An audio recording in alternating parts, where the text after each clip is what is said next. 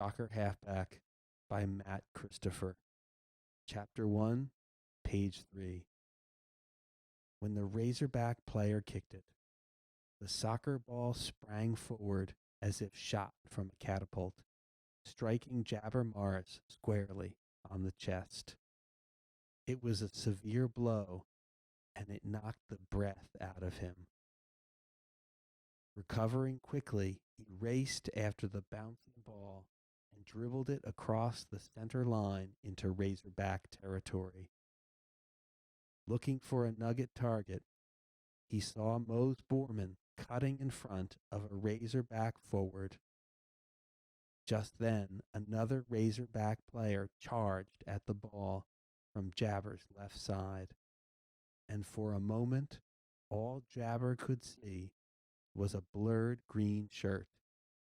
Then an elbow jabbed him in the ribs, and a hard-muscled shoulder collided with his own, knocking him away from the ball. He stumbled, but regained his balance in time to get in front of the ball and stop the Razorback's kick. This time the ball smashed into his knees. He was so close to the kicker that the contact sounded like the 1-2 punch of a boxer. The ball ricocheted toward the middle of the field, where both Razorback and Nugget players converged on it. Jabber, you okay? Mose asked as he came running up to the center halfback. Yeah, I'm okay, Jabber answered dismally. Did you see that Ace Merrill jab me in the ribs with his elbow? And the refs never saw it. I know.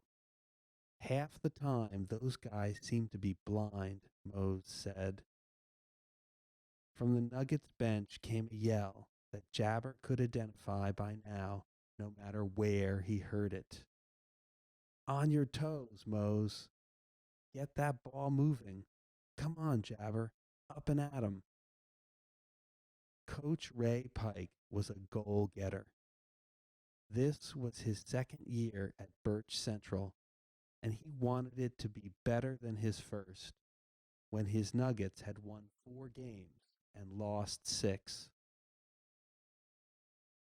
There is no direction for us to go but up, he had said in the locker room just before the team had gone out to the field. I can't play the game for you. All I can do is teach it to you. Soccer looks simple, but it's not all kick, kick, and more kick. It's a thinking game, too.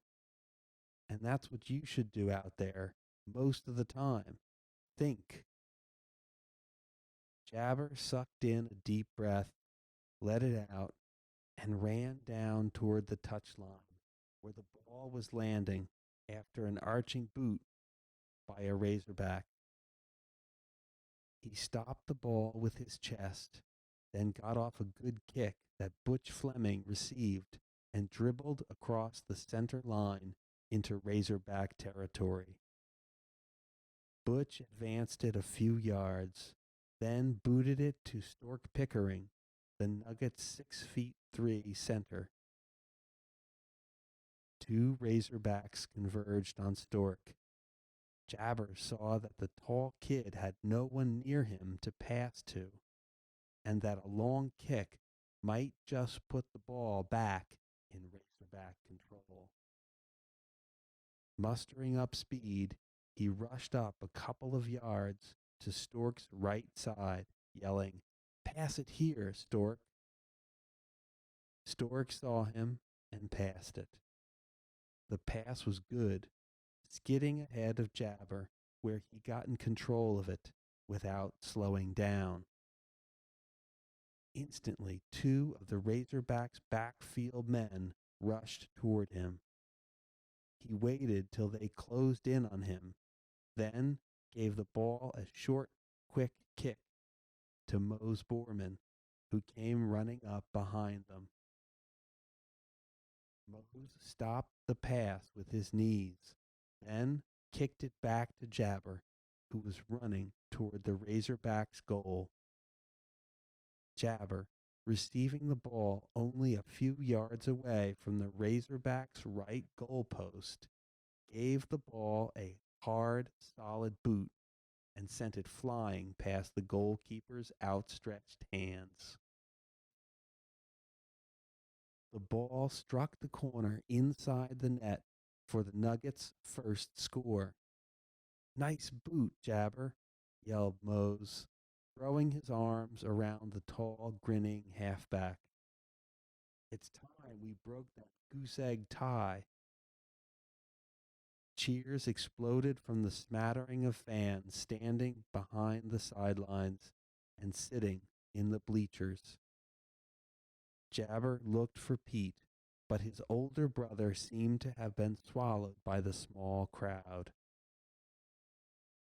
Pete had wanted Jabber to go out for football, as he himself had, just because their father had made a big name in football at Notre Dame. Maybe my performance today will make him change his mind, Jabber thought hopefully.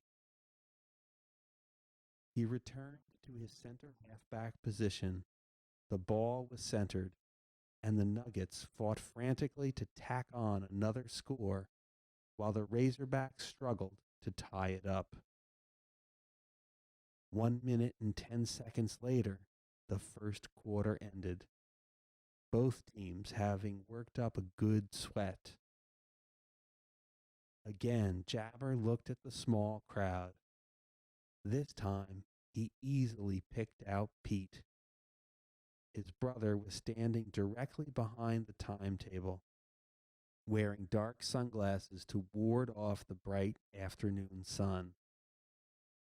Pete waved, and Jabber waved back. Jabber knew that Pete wasn't here just to watch him play, but to make his own analysis of Jabber's performance.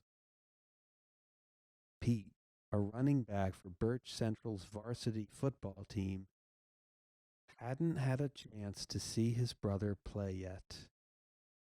The second quarter moved along as swiftly as the first, with the ball shifting into Nugget territory, then back again into Razorback territory. The quarter was about 2 minutes old when the Nuggets began to threaten again. Stork stopped a long Razorback kick with his chest, then booted it to Rusty Hammond, a forward. Rusty, a little guy, dribbled the ball a few yards and passed it to Jabber. Jabber moved it toward the goal, evaded a Razorback player by a quick shift of his feet that did crazy things with the ball, then got within scoring distance. Just as he brought his foot back to give the ball a firm kick, he was charged from behind and went crashing to the turf. A whistle shrilled. Jabber turned to see the ref making the charging sign. Then he looked at his offender and wasn't surprised. It was Ace Merrill, the kid who had been on his tail most of the times that Jabber had the ball. Penalty kick, called the ref. Brushing off his legs and knees, Jabber spotted the ball on the penalty line and stepped back. The only player between him and the goal was the Razorback goalkeeper. All the others had to remain outside the penalty area and at least 10 yards from the ball. Jabber picked his target, a spot near the left-hand corner of the net. Standing directly on the goal line, legs spread apart and arms ready to spring, was the black-shirted goalie. Jabber started forward, running directly in line with the goalkeeper. Then thump, foot met ball. But at the very last instant, Jabber aimed for a spot just to the right of center and sent the ball streaking exactly where he wanted it to go. The goalkeeper made a gallant effort, but in vain. Jabber chalked up his second goal. Chapter 2, page 11. That was an accident. I'm sorry, said Ace. What? Asked Jabber of the aggressive Razorback player. My scoring a goal? No, my running into you. I didn't mean it. Jabber shrugged. That's okay. I'm not holding a grudge. Yeah, well, I just wanted you to know, said Ace, and trotted off toward the center of the field. I heard that, said Mose, coming up beside Jabber. If that was an accident, I'll eat my shorts. I saw him hit you, and I could tell you it was no accident. I'm sure it wasn't either, said Jabber. Oh well, so what? Maybe he just got carried away at the time and won't do it again. The Nuggets got possession of the ball after the center kick, moving it down close to the Razorbacks' penalty area before Ace himself got off an excellent kick that sent it back upfield. He bolted after it, Stork hot on his heels. In seconds, all five defensemen, Mike, Jabber, Mose, Al, and Eddie, were in action, helping protect goalie Tommy Fitzpatrick from letting the ball go between the goal posts. Ace Merrill was the toughest and the fastest of the Razorback bunch, and he proved it as he stayed as if glued to the ball. Suddenly, he passed it to a teammate, then rushed toward the goal. Catching a pass delivered to him, he quickly drilled it into the net past Tommy's flying body. Nuggets 2, Razorbacks 1. With 3 minutes to go before the half ended, an offside penalty on the part of the Razorbacks put the ball in the Nuggets' control. Seconds later, the Nuggets maneuvered it into position for their third goal as Stork booted it in from 8 yards out. The score remained 3-1 in favor of the Nuggets when the half ended. Jabber wished he could use part of the 10-minute intermission to talk to Pete, but Coach Pike wasted no time in heading for the wooded area just beyond the Nuggets' goal and waving his charges to follow him just as soon as they got their jackets on. The coach looked behind him and settled his gaze on his dark-haired, well-built center halfback. Nice going, Jabber, he said, patting the boy on his back. You're playing soccer as if you played it all your life. I haven't, though, said Jabber. This is my first year. Yes, I know. And I'm glad you came out for the team. You're a natural, Jabber. A natural? Pete had said the same thing to him. A natural what? Soccer player? Football player? Or did they mean a natural athlete? Just before they reached the woods, the coach stopped his players, and the kids sat on the grass while he talked to them. He was tough, bold, and blunt, and had a word for each of them. Joe, he said, pointing a finger at Joe Sanford, one of the backfield men, did you skip lunch today? I saw you biting your nails like crazy. You're out there to get in and help defend that goal. And you, Butch, don't slow down to a walk after you pass the ball. If you're tired, say so, and I'll put in somebody else. Eddie, use your head on some of those high bounces. I mean, literally. We might have kept the ball in our control that one time when you stopped it with your chest, letting it bounce at the feet of a Razorback, okay? Okay, coach, Eddie Baylor responded.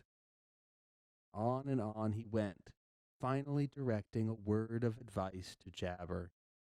Jabber, you're playing a nice game so far, but he held up a finger. Don't be afraid to dribble with both feet. You're favoring your right, which is natural, but develop that left foot too, okay? Okay. The second half got underway. Seconds after the ball was centered, a Razorback halfback booted it deep into Nugget territory.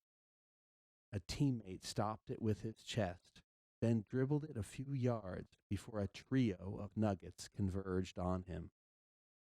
Jabber was one of them. He tried to judge what the player would do when he realized he was going to be triple teamed. They were about 10 yards from the goal line. As the trio rushed him, the player kicked. It might have been a long one, and it was aimed well toward the goal, but Jabber sprang in front of it. The ball deflected from his chest toward the touchline, bouncing out of bounds before one of his teammates could stop it. Green out, yelled the ref. A Razorback took it out, tossing the ball in with both hands. A teammate received the pass and gave it a hard boot toward the goal. Tommy caught it and heaved it back onto the field. Sanford received it, passed it to Rusty, and Rusty got off a volley kick that carried the ball close to the center line. Jabber, called Stork, running up beside the half. Head toward the sideline. Jabber did, running slowly, keeping his eye on the ball. Mose had it, dribbling it diagonally across the field in the direction in which Jabber was heading. Just as two Razorback players began to gang up on him, Mose passed to Stork. Stork moved it down a few yards, then gave the ball a hard boot toward the left corner. It landed in front of Jabber, who trapped it with his chest, then used his right knee to propel it toward the goal. Glancing up, he saw Stork bolting toward the goal area, no one near him. Jabber kicked the ball. For an instant, he was afraid he had kicked it too hard, for the ball was flying through the air at a shallow slant. But for Stork, it seemed to be just right. Jumping up about a foot, he stopped the ball with his right foot, waited for it to drop, and kicked it violently. The ball zipped across the ground into the right corner, and it was 4-1, Nuggets' favor. Jabber ran up beside the tall center and slapped him on the rump. Nice play, Stork. That's what's called Stork strategy. The tall, easygoing center beamed.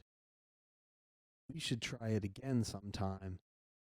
They did, just seconds before the quarter ended. But this time, it failed to work. The ball was intercepted by a Razorback defenseman and booted back up the field. Oh well, said Stork disappointedly. That's the way the ball bounces. The fourth quarter started off as if the Razorbacks had conserved most of their energy for this last period. Substitutes were in now and seemed to play as well as the regulars. They were in control of the ball from the very start, advancing the ball closer and closer to the Nuggets' goal. Jabber watched the threatening move from the sideline. It was the first time during the game that he wasn't playing. But he was thankful for the rest. He needed it. His legs had begun to ache. His lungs had been pumping like pistons. Good thing we have a 4-1 lead, he thought. A minute and 50 seconds into the quarter, Ace Merrill scored the Razorbacks' second goal. It had seemed inevitable, for they had looked unstoppable in their drive. After the ball was centered, the threat loomed again. The Razorback subs, fresh, loose, and full of energy, were moving the ball again deep into Nugget territory. Jabber, Rusty, Eddie, said Coach Pike as the ball went out of bounds, bringing an opportunity to send in substitutes. Get in there, hurry, and don't forget to report. They reported to the scorekeeper, then rushed out on the field, sending out the subs. It was the Nuggets' ball. Joe Sanford threw it in. Rusty got it, passed it to Eddie. Instantly, 2 Razorbacks were upon him. They stole the ball from him as he fell and dribbled it toward the Nuggets' goal. A kick was aimed for the left corner, but this time Tommy was there for the save. A pass and a long kick advanced the ball to the center line. Jabber sped toward it, trapped it between his knees, then kept it under control as he entered Razorback territory. He remembered the coach's advice about using both feet in dribbling and tried to do it, but found it difficult. It wasn't easy to break from a habit that had become so comfortable for him. 2 Razorbacks charged at him. He feinted the ball away from one, then saw Stork close by and passed to him. Stork took it and moved toward the goal line, only to go sprawling on his stomach as a Razorback player rushed at him from behind. A whistle shrilled. Pushing, yelled the ref. Direct free kick. Stork brushed himself off, kicked the ball from where it was spotted by the ref, and once more Jabber had it in his possession. He got it into the penalty area and tried a long, shallow kick. No good. The Razorbacks goalie caught it. Jabber and the whole Nuggets team were glad when the horn blew, announcing the end of the ball game. Chapter 3, page 22. Hey, you're good, man. You're really good. You mean it, Pete? You're not just saying that? No, I mean it. You're really good. But you're in the wrong ballpark. Jabber stared at his brother. Wrong? Oh, I know what you mean. He tried to force a laugh. Pete was 4 inches taller than Jabber, broad around the shoulders, eyes dark, piercing. I still can't see why you chose soccer over football, though, when you knew that Dad...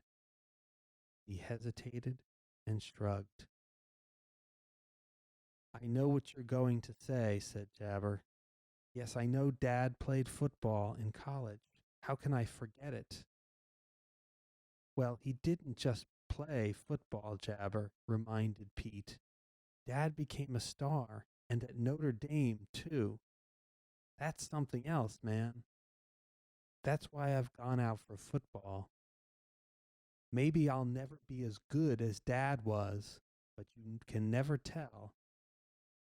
With a great athlete like Dad as our father, we've got tremendous potential, you and I. And there's something else you should think about. What? I think if Dad had lived, he would have wanted you to play football. Maybe, said Jabber. Come on, Pete, will you? He thought. Maybe, echoed Pete. Heck, there's no maybe about it, Jab. You know yourself. That's what he'd have loved to have you do. You sure surprised Mom, too, when you told her you were going out for soccer instead of football. I know. Pete looked at him, frowning. You know? And you still didn't change your mind? Jabber looked at the cracks in the sidewalk as he walked along. He wished that Pete would stop talking to him about Dad and football and soccer. It was bad enough to be reminded that his father had been killed in a freak car crash, and the football stuff just made it worse. He wished Pete would just shut up or talk about something else. Hang gliding, for instance. Pete liked that, too. He had taken it up in early spring and was doing pretty well at it. He would rather listen to Pete talk about that sport now than soccer or football. He hated to get mad at Pete. He had in the past when they were much younger, but they were grown up now. Well, said Jabber, I suppose I should tell you. I'm going to buy new soccer shoes. Pete looked at him. Oh? Whose have you been wearing? One of the guys, an old pair. I guess that clinches it then. You're playing soccer, I mean. Sort of, Jabber answered quietly. They arrived home and found their mother and Karen setting the table for supper. Karen was 17, a senior at Birch Central, a budding poet, and senior editor of the school paper. She looked so much like her mother that they could pass for sisters. Well, I guess we've got this timed pretty well, haven't we? Said Mrs. Morris. Who won? We did, said Jabber, taking off his jacket. 4-2. Do anything? Karen asked Karen. Score-wise, I mean. Jabber saw Pete heading into the next room, apparently uninterested in the conversation. I scored twice, said Jabber. Good, exclaimed Karen cheerfully. I wish I could have gone, but I had some layouts to take care of for our school paper. How was the crowd? Jabber shrugged. So-so. A handful. A handful? That's all? His mother stared at him, unbelieving. That's right. School soccer hasn't started to draw the people yet, like football does. But it will. It just takes time. Was Pete at the game? His mother asked. Yes. Oh, I thought he was going to go hang gliding. Well, I'm glad he didn't go there. Jabber knew that she wasn't crazy about Pete's love for hang gliding. It was a dangerous sport, she contended, and he could easily break a leg or suffer worse injuries. She asked Jabber no further questions about the game, proceeding only to get the supper done and put on the table. The smell of chicken soup, beef, and potatoes really stimulated Jabber's hunger, and he couldn't wait to get at them. As his mother promised, supper was on the table in a minute. The four of them sat down, said grace, and began their evening ritual. Jabber was the first to finish the soup, not realizing he had practically gulped it down until he glanced at the others' plates. Even Pete had a few spoonfuls left in his. Really hungry, weren't you, brother? Pete said, grinning. Well, a lot of wild running and not getting any place will do that.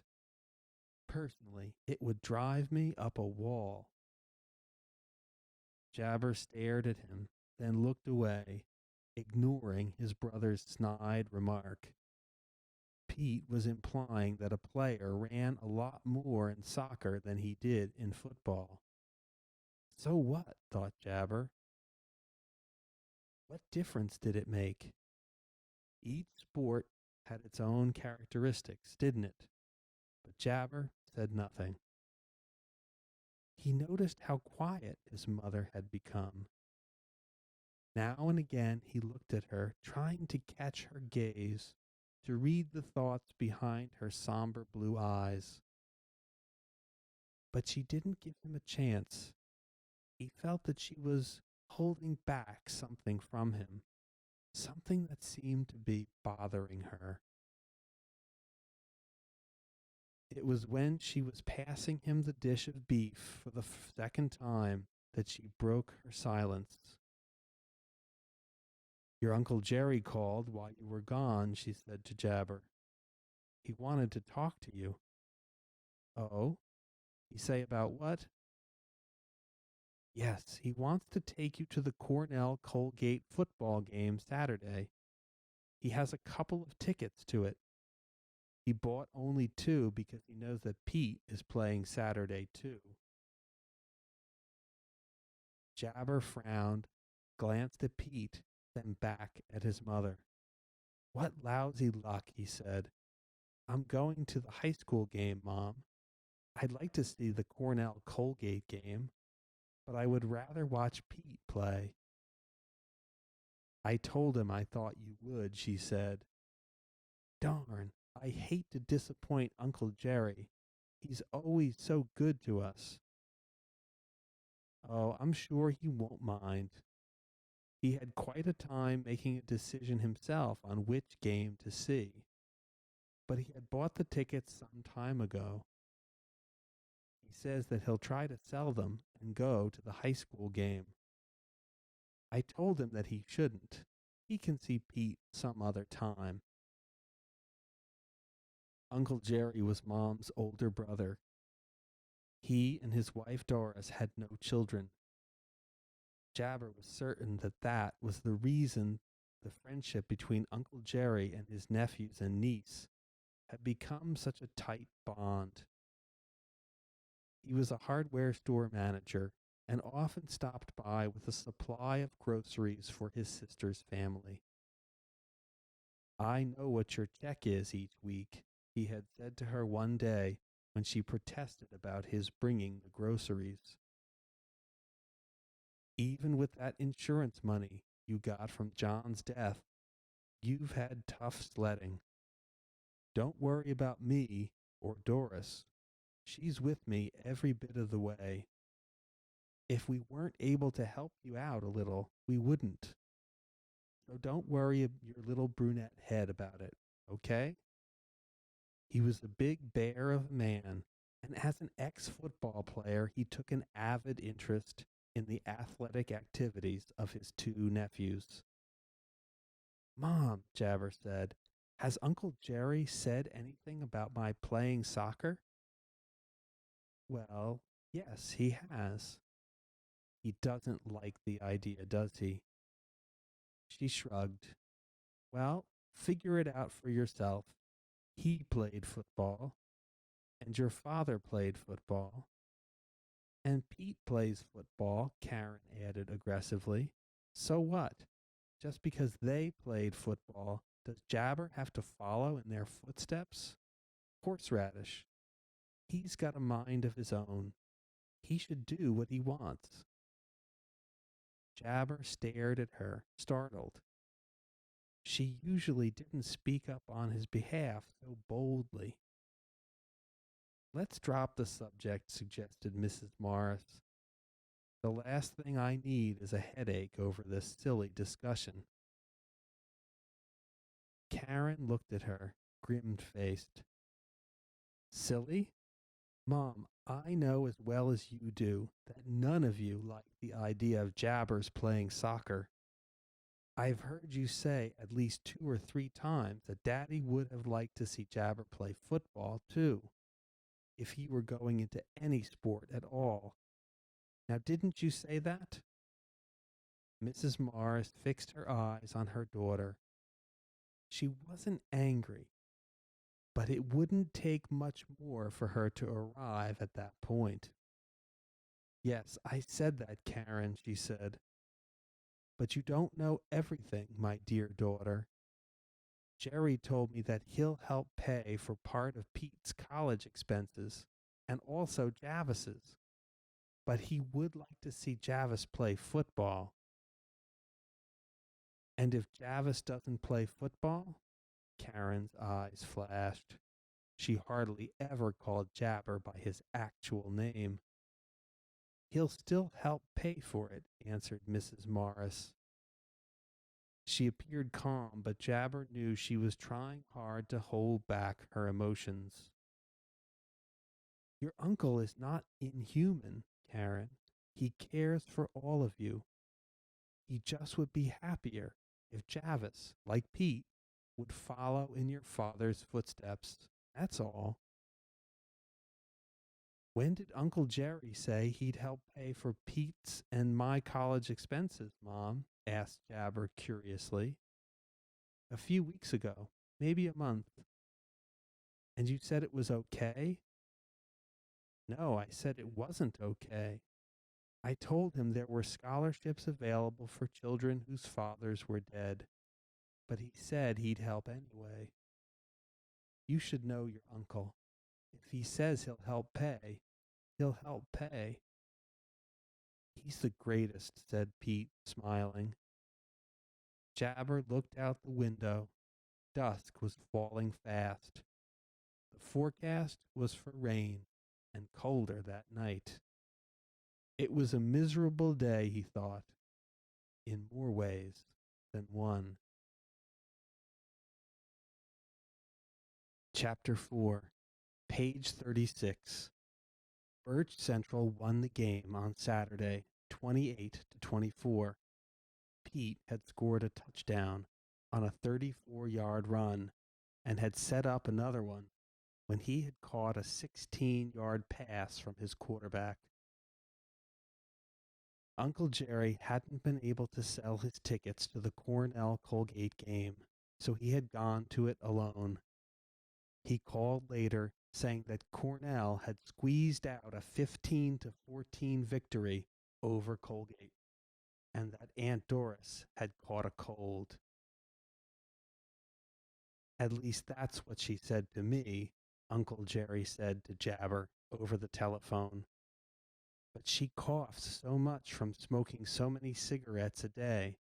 I don't know whether it's really a cold or an excuse to stay home. Jabber laughed. Uncle Jerry always said that his wife had two vices, one of which was smoking. He never said what the second one was, and Jabber suspected that keeping it a secret was just meant to tease Aunt Doris.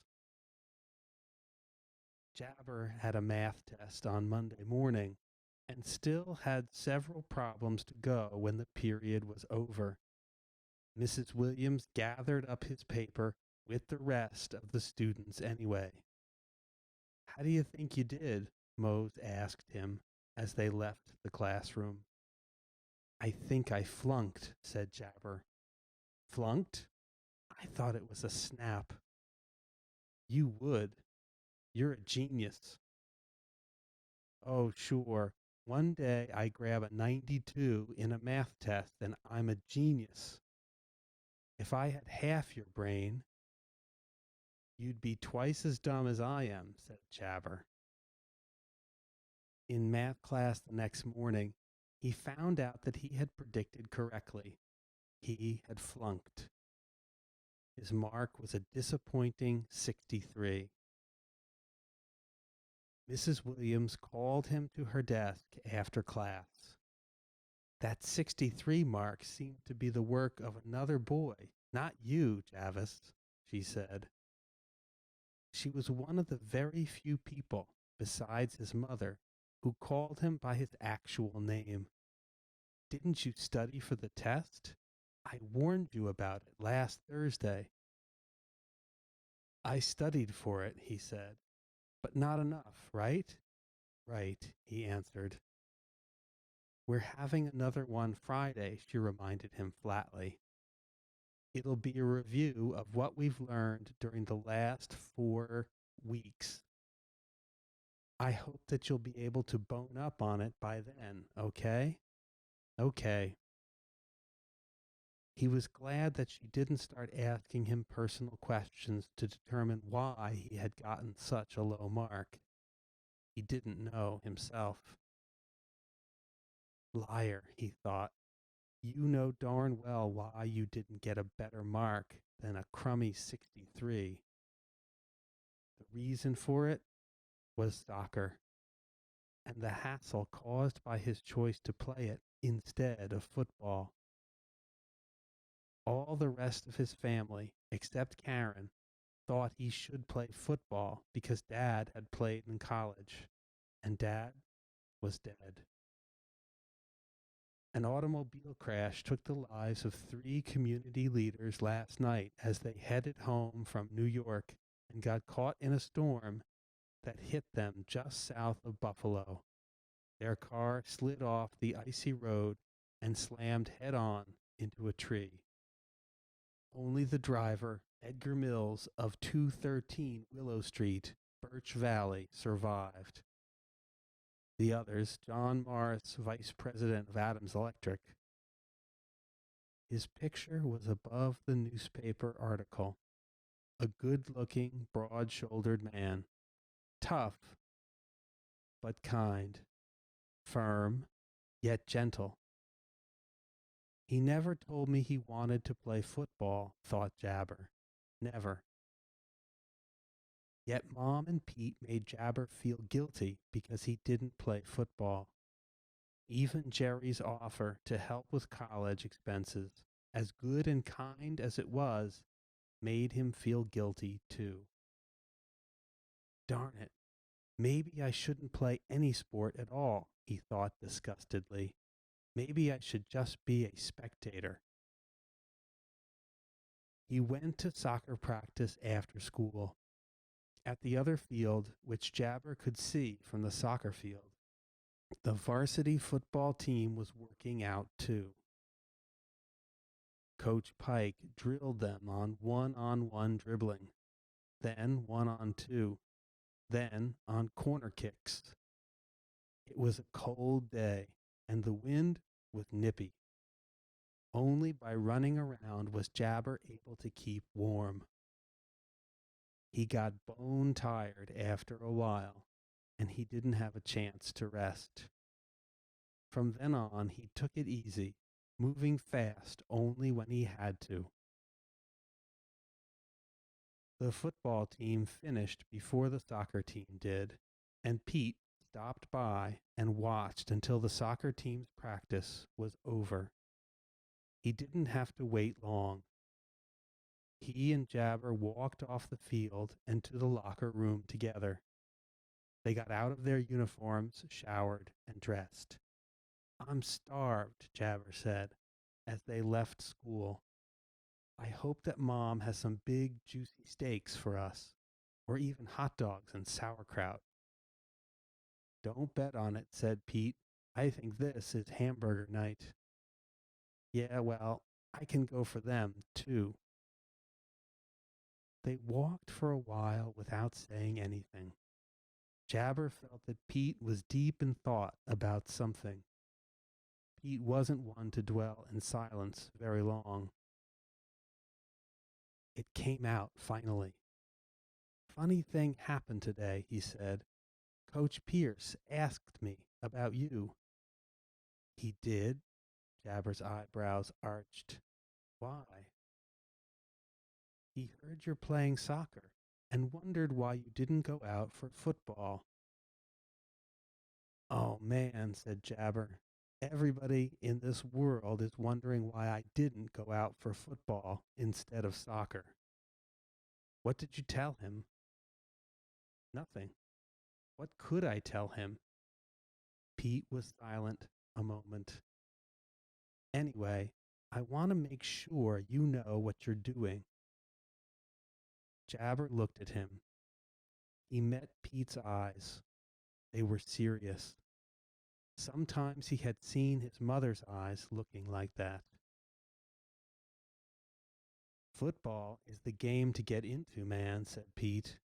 For us, anyway. You and me. Basketball is out because neither one of us will get much over 6 feet tall. and we're just so in baseball. But in football, we've got a chance. We've got a chance to play college football, then maybe go into the pros and clean up. There's money being tossed around like leaves for football players who make it big. If neither one of us becomes another O.J. Simpson, Joe Namath, or Larry Zonka, guys who made it into the movies, we might still make extra bucks doing TV commercials or endorsing shaving creams or pantyhose. So what? It's still greenbacks. I don't know, Jabber. You must be out of your mind. You really must. I'm doing what I want to do, replied Jabber. Do you know how few guys make the pros? Why do you think either one of us would make even one lousy commercial? I want to play for the fun of playing. But you've got to make a living sometime. I know, but I don't have to make it playing football. I don't believe it, said Pete, somewhat disgustedly. You know what? I really don't believe it. Then let's not talk about it any more. Okay, but one more thing, said Pete. I see you haven't bought new soccer shoes yet. Not yet, said Jabber, but I will soon. We should hold off, said Pete. Then he smiled and poked his brother gently on the shoulder. Hey man, how about coming with me to Nob Hill on Saturday? All at once there was a complete change in Jabber's attitude. Hang gliding? He asked. What else? Pete grinned. Okay, I'll go with you, Jabber promised, happy that at last they had gotten off the subject of soccer versus football. Chapter 5, page 46. Jabber spent Wednesday and Thursday evenings studying for the math test on Friday. On the day of the test, he sweated over the problems. It seemed that half of them were problems he hadn't studied about at all. Now and then, he looked up and saw Mrs. Williams' fierce blue eyes fastened on him. That made him more nervous than ever. He didn't know how he finished the test before the buzzer sounded, but he did. Wow, said Mose as they left the room for their next class. What a humdinger that was. I'll be lucky to get 60. I'll be lucky if she'll have me back in class, said Jabber. Mose looked at him. I'd be lucky if she wouldn't have me back in class, he quipped. Mose talked as if he didn't have a brain in his head, but he was an A student, racking up marks in the 90s most of the time. Playing soccer didn't seem to affect his studies a bit. Pete was late coming home that afternoon. Maybe the football team was practicing, reflected Jabber. But that seemed unlikely. The team had never practiced on Fridays before. Pete arrived home at last, an hour later than usual. The look on his face indicated that he was unhappy about something. Where have you been, Pete? Asked his mother. It's almost supper time. I lost my wallet and was searching for it, he answered, his jaw set with anger. Tony Dronger and a couple of guys and I were playing touch football on the school grounds, and I must have lost it then. We all looked for it, but couldn't find it. Did you have any money in it? Asked Karen. $35, every dollar I had. $35, Karen echoed. Why were you carrying that much money with you? I was going to stop at Smitty's sports shop on the way home and buy me a pair of shoes, football shoes. Jabber stared at him. Pete shrugged. That's right, brother, he said. After you mentioned that you were going to buy a pair of soccer shoes, I looked at my football shoes and figured I could stand a new pair myself.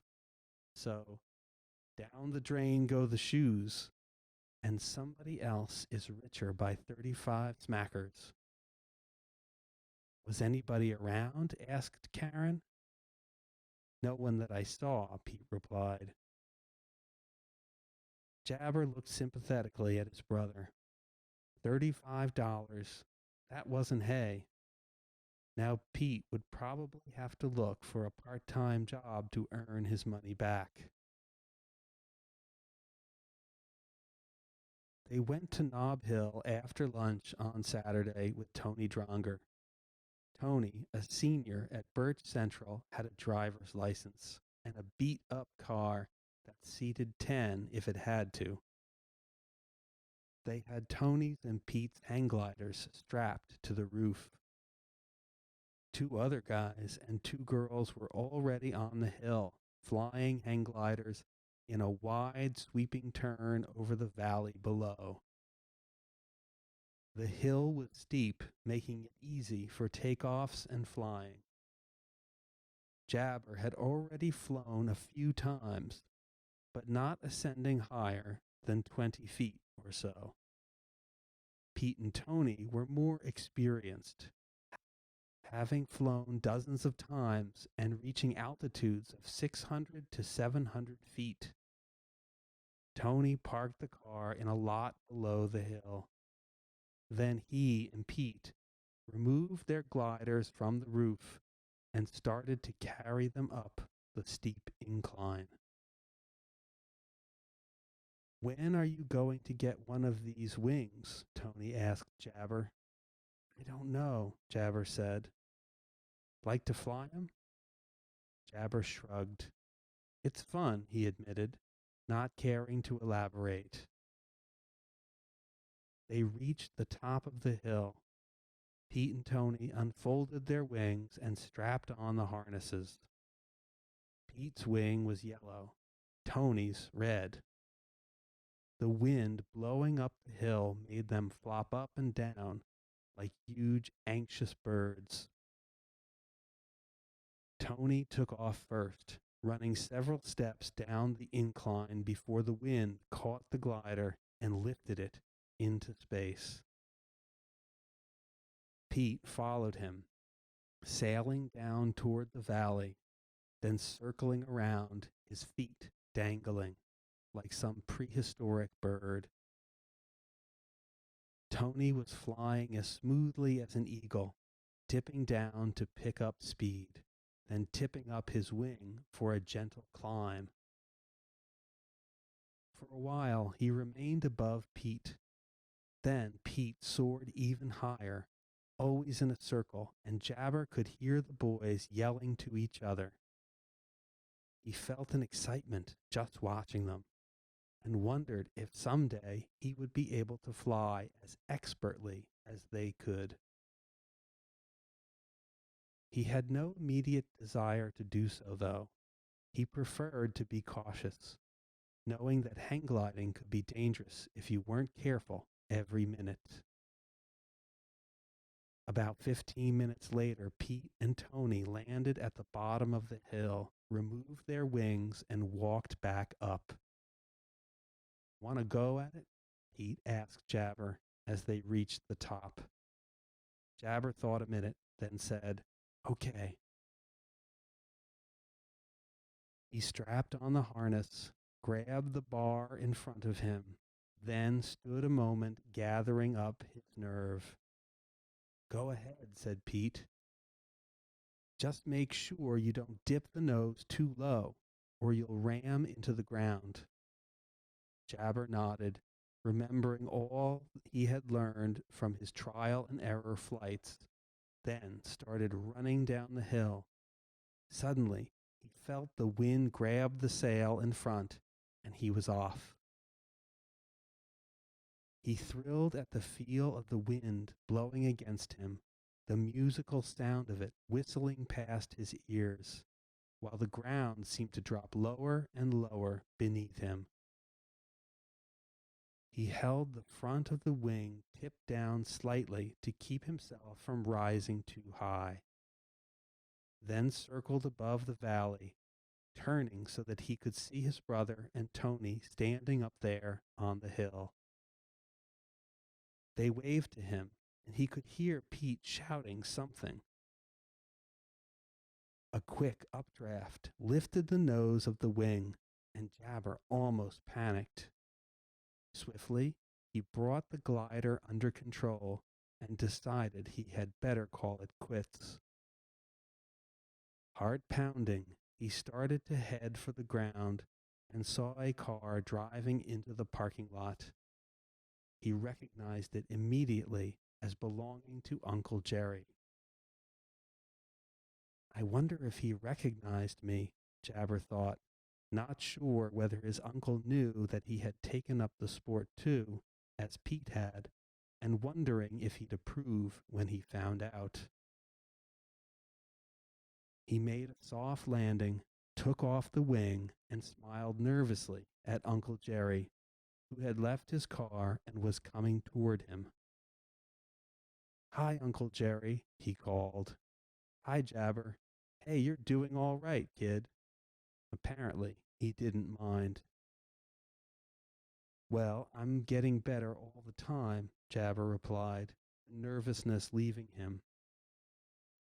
The tall man stepped up to him and shook his hand. "You had a hairy moment, though, didn't you?" he observed. "For a second, I thought you were going to flip over when your wing tipped up." Jabber nodded, remembering the frantic moment. "I handled it okay, though," he said. "Yes, you did. And I'll reassure your mom that you can take care of yourself on a wing." They started up the hill, Jabber carrying the wing. "Your mother said I'd find you guys here," said Uncle Jerry. "I had nothing to do, so I thought I'd come over." "I'm glad you did. How's your soccer team doing?" "Okay." "This is your first year. I mean, you're a freshman, right?" "No, I'm in the 8th grade." "Oh, that's right." His uncle smiled. "I didn't think the middle school had a soccer team." "Well, we do." "I see." The tall man glanced up the hill and waved to Pete, who waved back. "Do you think you're going to continue playing soccer in high school too, Jabber?" "I don't know. I suppose so." "Well," his uncle cracked a broad smile. "Frankly, I'm surprised, Jabber. I thought you'd surely go for football, since your father had played it." Jabber blushed. "I guess I've disappointed you too, haven't I, Uncle Jerry?" he said. His uncle put an arm around Jabber's shoulders and gave him a gentle squeeze. "Oh, I don't know. Soccer's come a long way. Maybe by the time you're in college, if you decide to go, soccer might become as popular as football. You never can tell." "Well, Uncle Jerry," said Jabber seriously, "I don't think I care if it becomes as popular as football or not. I just like to play it, that's all." Uncle Jerry looked at him. His eyes narrowed soberly. "That's the only way to look at a sport, Jabber." They reached the top of the hill. Uncle Jerry shook Pete's hand, then Tony's. Pete asked him kiddingly if he was there to try his hand at hang gliding. "Not on your life," explained Uncle Jerry. "You go on and have your fun. I'll just watch." Jabber wondered, though, if his uncle's real reason for coming here was to watch them hang glide or to talk to him about his playing soccer. At any rate, Uncle Jerry didn't push his point of view like Mom or Pete. Chapter 6, page 57. That afternoon, Jabber walked uptown and bought his soccer shoes. He felt funny about it, thinking that he was able to purchase his shoes while Pete couldn't. Well, it is pretty ridiculous to play touch football with a wallet in your pocket, reflected Jabber. Pete will just have to find some odd jobs and start saving his money again. The shoes Jabber selected fit him perfectly. They were dark blue with 3 white slanting stripes on their sides, as neat looking as they were neat fitting. He received only a few cents in change from the 3 $10 bills he handed the clerk. Man, they're beauties, exclaimed Pete when Jabber arrived home and displayed his purchase to his family. They must have set you back plenty. Almost $30, said Jabber. Wow, groaned Karen. For those? Well, said Pete, shrugging his shoulders despairingly. I guess I'll just have to wait a while to get mine now. Oh, don't worry, said Mrs. Morris. People are good-hearted. Someone will find your wallet and bring it back. Just wait and see. I am waiting, replied Pete, cracking a wry smile that implied he didn't expect to ever see his wallet again. The Nuggets tackled the Sabres on Tuesday afternoon. Jabber became a target for kidding the instant he put on his brand new soccer shoes in the locker room. Oh man, look at them flashy shoes. Hey guys, feast your eyes on that footwear. Aren't you afraid you're going to get them all dirty, Jabber? He shrugged off the comments and rushed out on the field as quickly as he could. The ground was hard, the grass worn down in spots like an old rug. The sky was overcast, and a strong wind blew, biting into Jabber's skin until he warmed up. In a few minutes, the field was alive with players from both teams. The Nuggets in their blue pants and gold shirts on the north side, the Sabres in their green pants and white shirts on the south side. Each team was kicking 3 or 4 balls.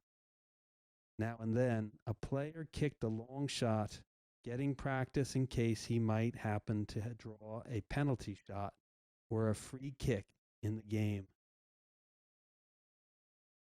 Jabber stole a moment occasionally to size up the opponents. As was usually the case, some of them were tall, some short. Some of the short ones appeared faster and more aggressive than some of the tall ones, who seemed as if they were all legs and arms. Others were built like young bulls. A few minutes before 4 o'clock game time, Coach Pike's shrill whistle pulled his charges off the field. They huddled around him near the Nuggets bench. Okay, men, he said, his shoulders hunched up against the wind. These Sabres are as sharp as their name. They're fast, they're aggressive. They've averaged 4 goals a game last year, and so far this year, 3. So get out there and show them. Show them you're not letting their record scare you. Show them you can make some of your own, okay? Any questions? No one said a word. Okay, fine. Be ready. Jabber turned to look at the small crowd. He recognized Karen instantly, standing among some of her friends. She smiled and waved. He waved back. My best fan, he thought.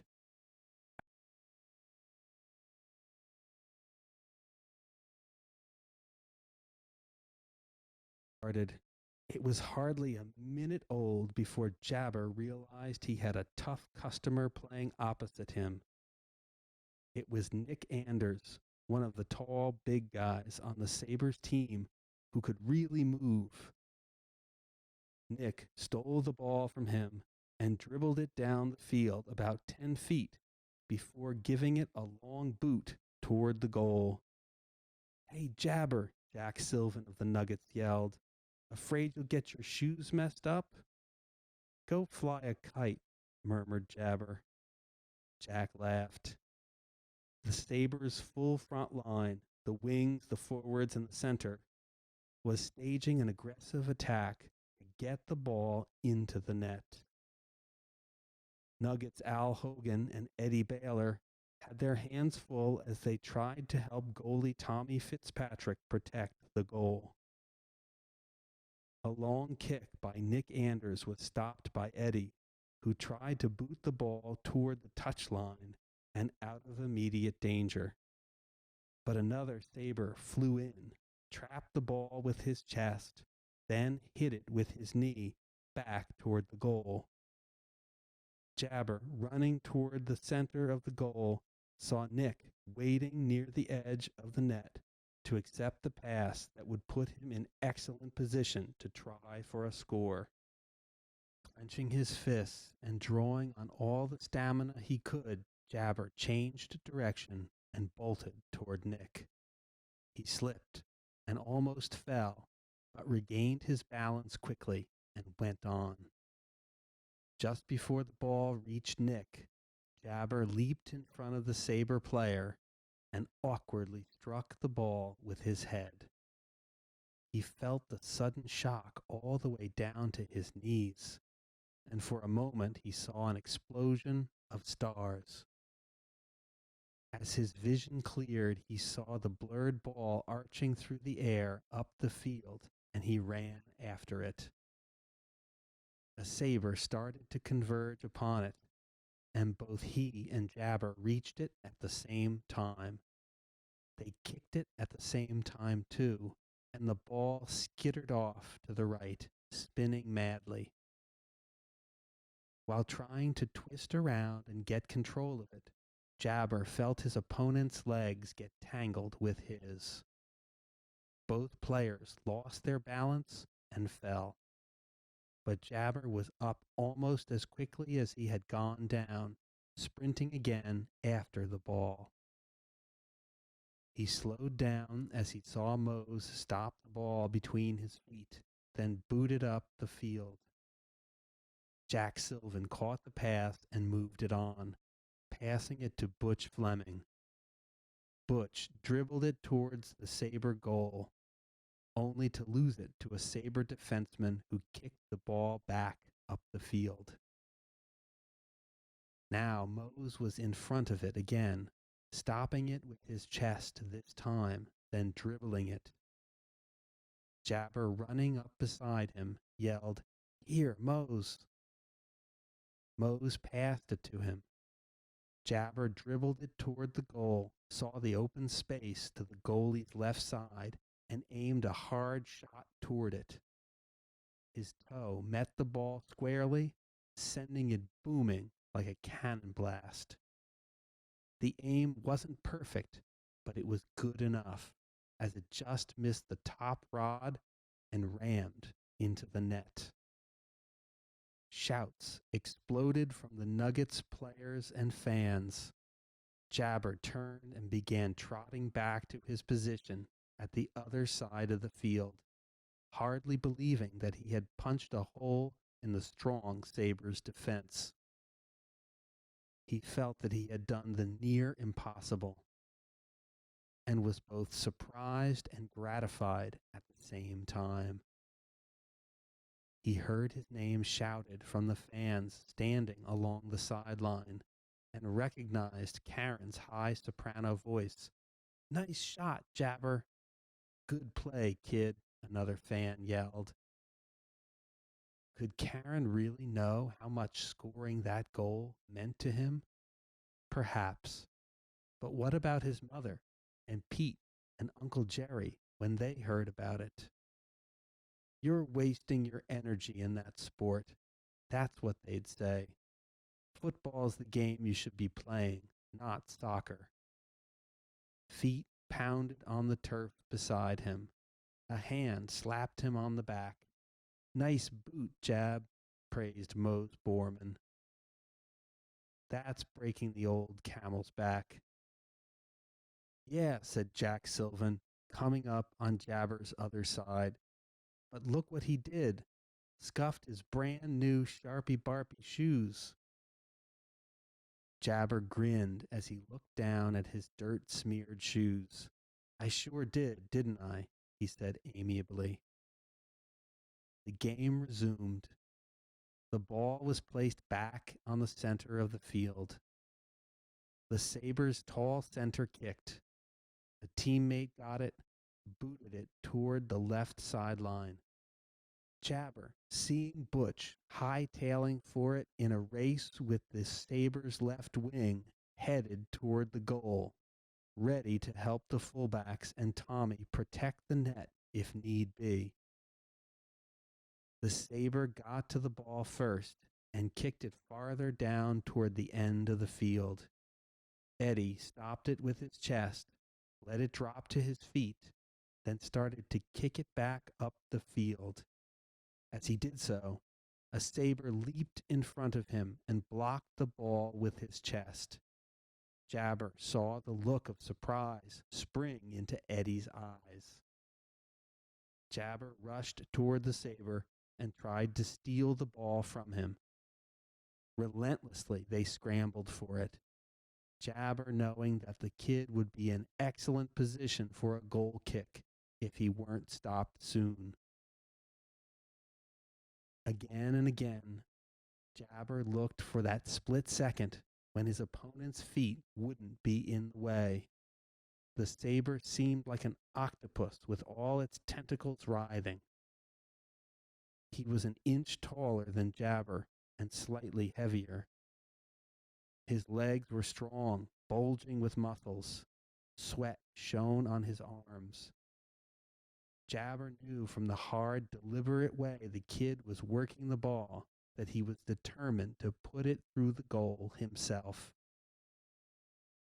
They were within 10 yards of it now. Al and Eddie stood on each side of Tommy, assisting him in defending the wide, vulnerable spots of the goal. Mike and Mose rushed at the Sabre too, only to be blocked by other Sabres who acted as shields for their attacking wing. Jabber felt an elbow jab in his ribs. He didn't know whether it had been intentional or not, but no whistle shrilled. Out of the corner of his eye, Jabber could see the goal less than 10 yards away. Even with Al, Eddie, and Tommy defending it, the spaces in between them looked like huge, inviting holes. Suddenly, the Sabre cleverly drew the ball away from Jabber with the inside of his right foot, turned his back to block Jabber, then gave the ball a hefty kick with his left foot.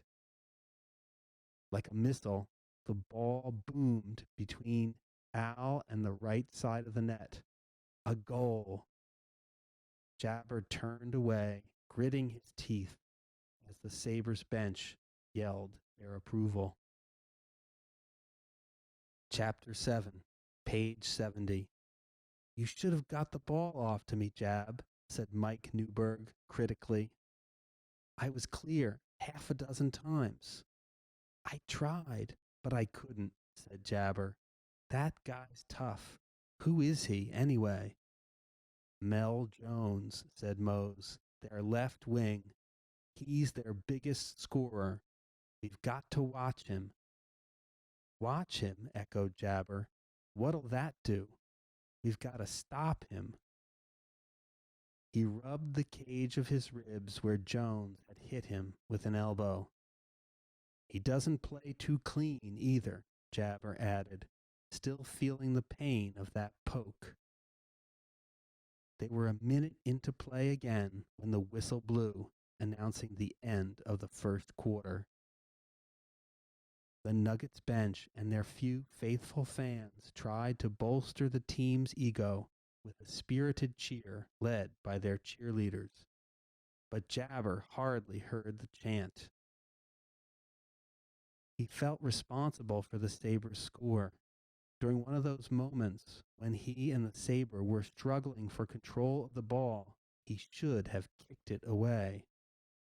I was dumb, he blamed himself silently. I could have kicked it away. I know I could have. He was glad Pete wasn't present to have seen the play. Pete would have made some kind of cynical remark about it. A few minutes after play resumed, the Nuggets had the ball deep along the right sideline in Sabre territory. Then a brief scramble for its possession resulted in it sailing out of bounds. "White!" yelled the ref. The Sabres took the ball, tossing it inbounds. Two hefty kicks got it into Nugget territory, and once again Jabar saw Mel Jones sprinting after it. The ball hit the ground, bounced up high, and seemed to take an eternity coming back to earth. But when it did, Mel Jones and Jabar were there waiting for it. As if both had the same idea, they leaped for the ball, intending to strike it with their heads. Instead, they collided. Neither one touched the ball. It dropped behind them. As the two players came down side by side, Jabar felt Mel Jones's elbow jab him in the ribs again. This time it hit deeper, feeling like a pointed ramrod as it knocked him off balance. He dropped to his side on the ground, his anger flaring. A whistle shrilled, and Jabar heard the ref yell, "Elbowing, direct free kick." But the words bounced off Jabar's ears as he scrambled to his feet, his hands balled into fists. Rushing at the Sabre player, he grabbed him by a shoulder and spun him around. "Jones," he snapped, his eyes flashing fire. "That's the second time you've done that." Mel Jones stared innocently at him. "Done what?" he snarled. "Elbowed me." The whistle shrilled again. "Okay, you guys, cut it out unless you both want to get kicked out of the game," warned the ref. A crooked grin crossed Mel's face. "You hear that, Morris?" "Yes, I hear that," replied Jabar, his anger simmering. "But don't you elbow me like that again." He walked briskly away. "Here," said the ref, handing Jabar the ball. "Take your shot from where the foul happened." Jabar placed the ball on the ground and stepped back, lining it up with the Sabres' goal. "Give it a long shot, Jab," Stork yelled. Stork, all 6'3" of him, was standing just beyond the center line, his long arms dangling at his sides. To his left were Jack Sylvan and Joe Sanford. Joe, a wing, was playing close to the touchline. Jabar ran up to the ball and booted it. Instead of aiming it for Stork, however, he met the ball slightly on its right side and kicked it over the center line toward Joe. The ball, spinning counterclockwise, curved through the air and came down neatly in front of the wing. At the same time, half a dozen Sabres rushed for the ball, like a flock of birds after food. Jabar was moving too, rushing up the center behind Stork, who now had started to run toward the Sabres' goal. Joe, stopping the spinning ball with his right foot, kicked it down the field closer to the goal line. It seemed like an aimless kick, and some of the guys let him know it. "Hey, Joe, who's down there?" "Wrong direction, buddy." Jabar couldn't help letting a soft smile cross his face. The guys were forgetting that they often committed foolish mistakes themselves. You weren't always able to think reasonably under pressure. And Joe had been under a lot of pressure during those precious moments before he had kicked the ball. The ball bounced out of bounds. "White," shouted the ref. A Sabre got the ball, stood behind the touchline with the ball over his head, and tossed it back onto the field to a teammate. The teammate stopped it with his chest and booted it up the field toward Nugget territory. Stork and two Sabres ran after it, Stork's long legs rising and falling in a blur. He reached the ball first, kicking it softly at an angle back up the field. Jack got it and dribbled it a couple yards before a Sabre rushed at him. Jabar recognized the strong, muscled body immediately. It was Mel Jones. Somehow Jack managed to kick the ball away from Mel, and it skittered freely across the open space. Jabar and Mike, the closest to the play, sprinted after it. Suddenly, Mike, who was losing the race to Jabar, ran off to the side. "To your right, Jab," he yelled. Jabar got the message, but he had to get control of the ball first, and Mel was no easy man to contend with. They both arrived at the ball simultaneously. Their right feet met the ball simultaneously, too, resulting in a crunching sound that did nothing to the ball except almost rivet it to the ground. Again and again, they kicked the ball, abusing it, roughing it up, both staying in front of it to keep it from zipping by. Jabar felt sharp, dull pains each time the ball struck his ankles or shins, but he knew that Mel was feeling his blows too. Jabar was tiring, and he could feel the sweat drenching his face. Then Mel got the kick that freed the ball. Pursuing it, his leg struck Jabar's, knocking Jabar off balance.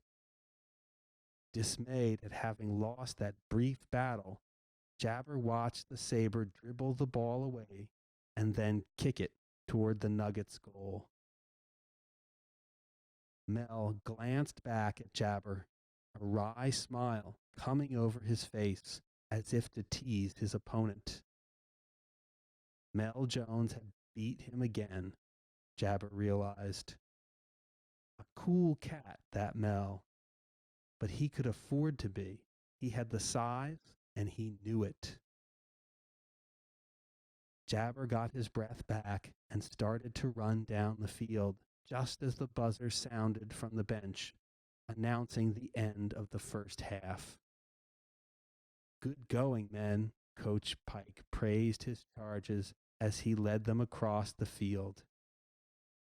1-1 is a darn good score against those kids. You're playing A1 ball. Mose, walking alongside Jabar, jackets over their shoulders, glanced down at Jabar's shoes. "Oh man, look at those new shoes. You sure initiated them." Jabar shook his head mournfully. "I ought to send Jones a bill. He's responsible for all that dirt." Mose grinned. "He's really giving you a hard time, isn't he?" "Well, something like that," admitted Jabar, remembering the close battles he had with Jones while trying to get control of the ball. "He made you mad out there, too, didn't he, Jab?" said Jack, his sweaty face grinning. "Mad? Well, yes, he did," said Jabar, feeling slightly embarrassed that Jack had brought it up.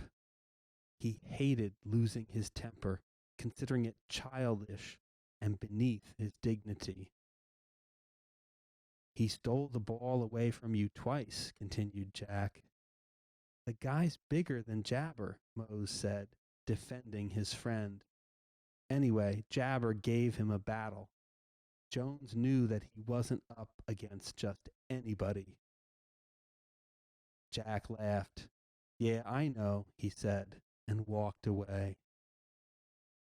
Mose nudged Jabber on the arm. There's one in every crowd, he said. Jabber, forcing a grin to hide his feelings, said nothing.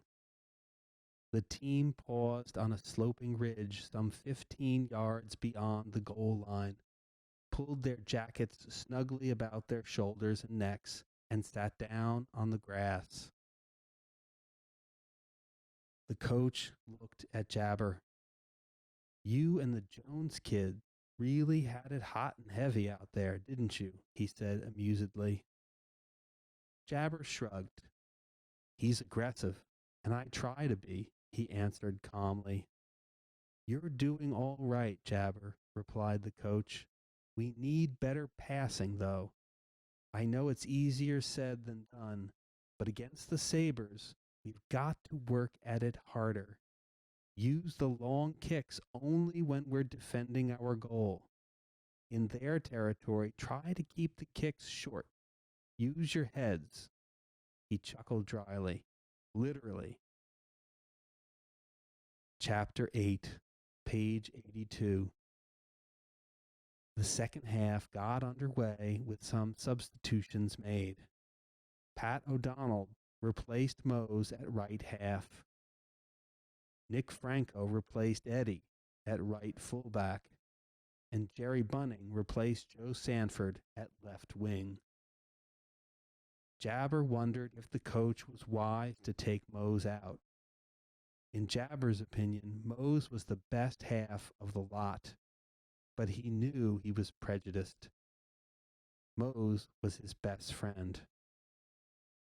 50 seconds into the second half, Butch booted the ball from the touchline to Jabber, who was in open country, not a player within 10 yards of him. Jabber trapped the ball with his legs and began dribbling it upfield when two Sabres charged him. Neither one was Jones, nor was either one as big as Jones, but both seemed equally aggressive. They went after the ball as if he weren't even there, but the agility in their moves when they reached him proved that they were aware of him all right. Both started to kick the ball at the same time, as if they played on opposite teams. The move surprised Jabber, and he didn't know what to think of it. Without wasting another second to try to figure it out, he kicked the ball hard up the field, where it glanced off the thigh of a Sabre. He bolted after it, a sinking feeling coming over him as he saw that the ball was flying directly at another Sabre.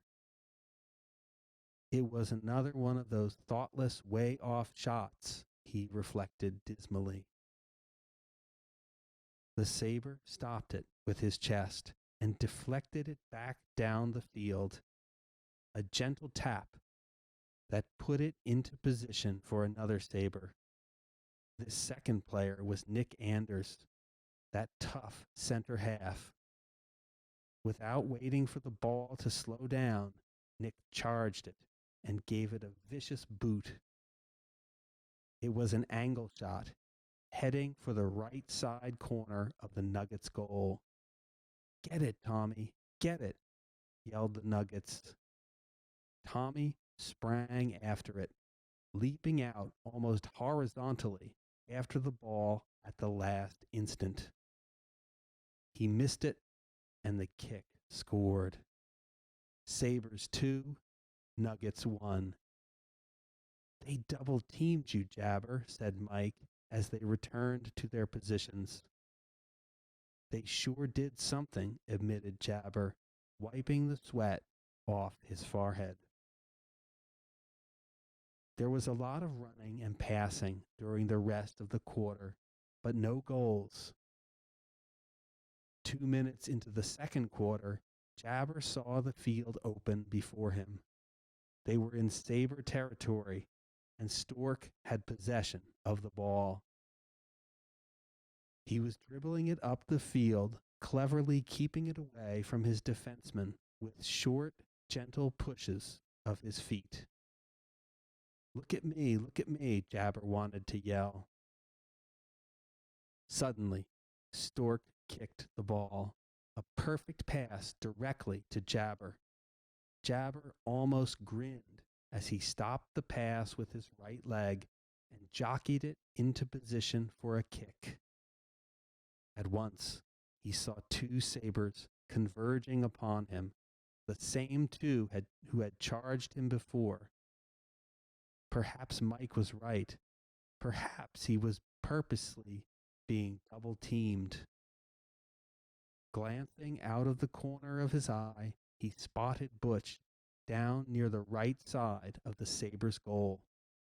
Quickly, he kicked the ball, a gentle tap that sent it across the ground in a direct line toward Butch. Butch stopped it. Without missing a step, he positioned the ball and booted it, smack, into the net. Nice move, Butch, yelled Pat, jumping on him happily. Butch grinned as he looked with a surprised expression at Jabber. Hey, man, I never expected that. You've got to keep your eyes open every minute in this game, said Jabber happily. Well, it's 2-2, reminded Stork. At least we're proving that we're an even match with those guys. They're not shellacking us as they had expected to do. As the game deepened into its final quarter, Jabber could see a change in the players. None was running as much as he had during the early quarters. Each player was tired, feeling the aches and pains in every part of his body. I'm getting fagged, he thought, but I'd hate to leave here without winning. They're a cocky bunch. We've got to win. 2.5 minutes to go. Mel Jones had the ball in control deep in Nugget territory, dribbling it rapidly toward the goal with short, accurate taps. Al and Nick converged on him. Quickly, as if he had expected the move from them, Mel kicked it to the right. Nick Anders was there, waiting for it. But so was Jabber. He had anticipated the strategy when he saw Nick running to the spot and stopping there. Running as fast as he could, Jabber intercepted the ball, booted it back up the field, and pursued it into Sabre territory. He saw Jerry running toward the left side of the goal and kicked the ball to him. Back to me, Jerry, he yelled. Jerry kicked the ball back to Jabber, but now the Sabres' two fullbacks were ganging up on him, and he was feeling more tired than ever before. Sharp pains in his calves felt like needles. Sweat was dripping into his eyes, and the ball was a big round blur before him. The two fullbacks were almost upon him now. They could hear their stomping feet, could almost hear their breathing. Quickly, he kicked the ball, aiming it between the goalie and the right goal post. The ball missed his aim by over a foot. It zoomed toward the goalie, who had only to leap a few feet to catch it. Oh no, Jabber moaned. The Sabres players yelled their approval of their goalkeeper's easy save. One guy jumped on him and hugged him. The play had saved the game from going to the Nuggets. It was the Sabres' ball as it was put back into play. They got it moving quickly into Nugget territory. Mel Jones's clever footwork being mostly responsible. Jabber didn't think he had ever seen anyone as clever at dribbling the ball as Mel. Jabber ran down the field slowly to catch his breath, to get back some strength into his legs. He had given the play near the goal all he had. He had been sure he'd had it made. Darn, he thought. What lousy luck. The game was going to be over in a few minutes. The score would have clinched it for the Nuggets.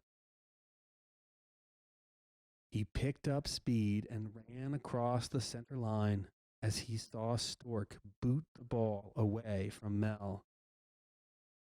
There was a mad scramble for it as Jerry Bunning, Mike Newberg, and a Sabre converged upon it. The Sabres player got to it first and gave the ball a vicious, arching kick down toward the Nuggets' goal line. Another Sabre got under it, met it squarely with his head, and sent it bouncing toward the corner of the net. Maybe he had planned it that way. Maybe he hadn't. Anyway, a Sabre got to the ball and kicked it hard into the net. Tommy Fitzpatrick's dive gave him nothing but a dirt-smeared belly. Sabres 3, Nuggets 2. A yell of excitement sprang from the Sabres followers, a scream of frustration from the handful of Nuggets fans. Jabber turned and drove the toe of his right shoe angrily into the turf. How do you like that? A goal on a freak play like that. No wonder those Sabres have been winning. They play by luck. Oh well, of course that wasn't so.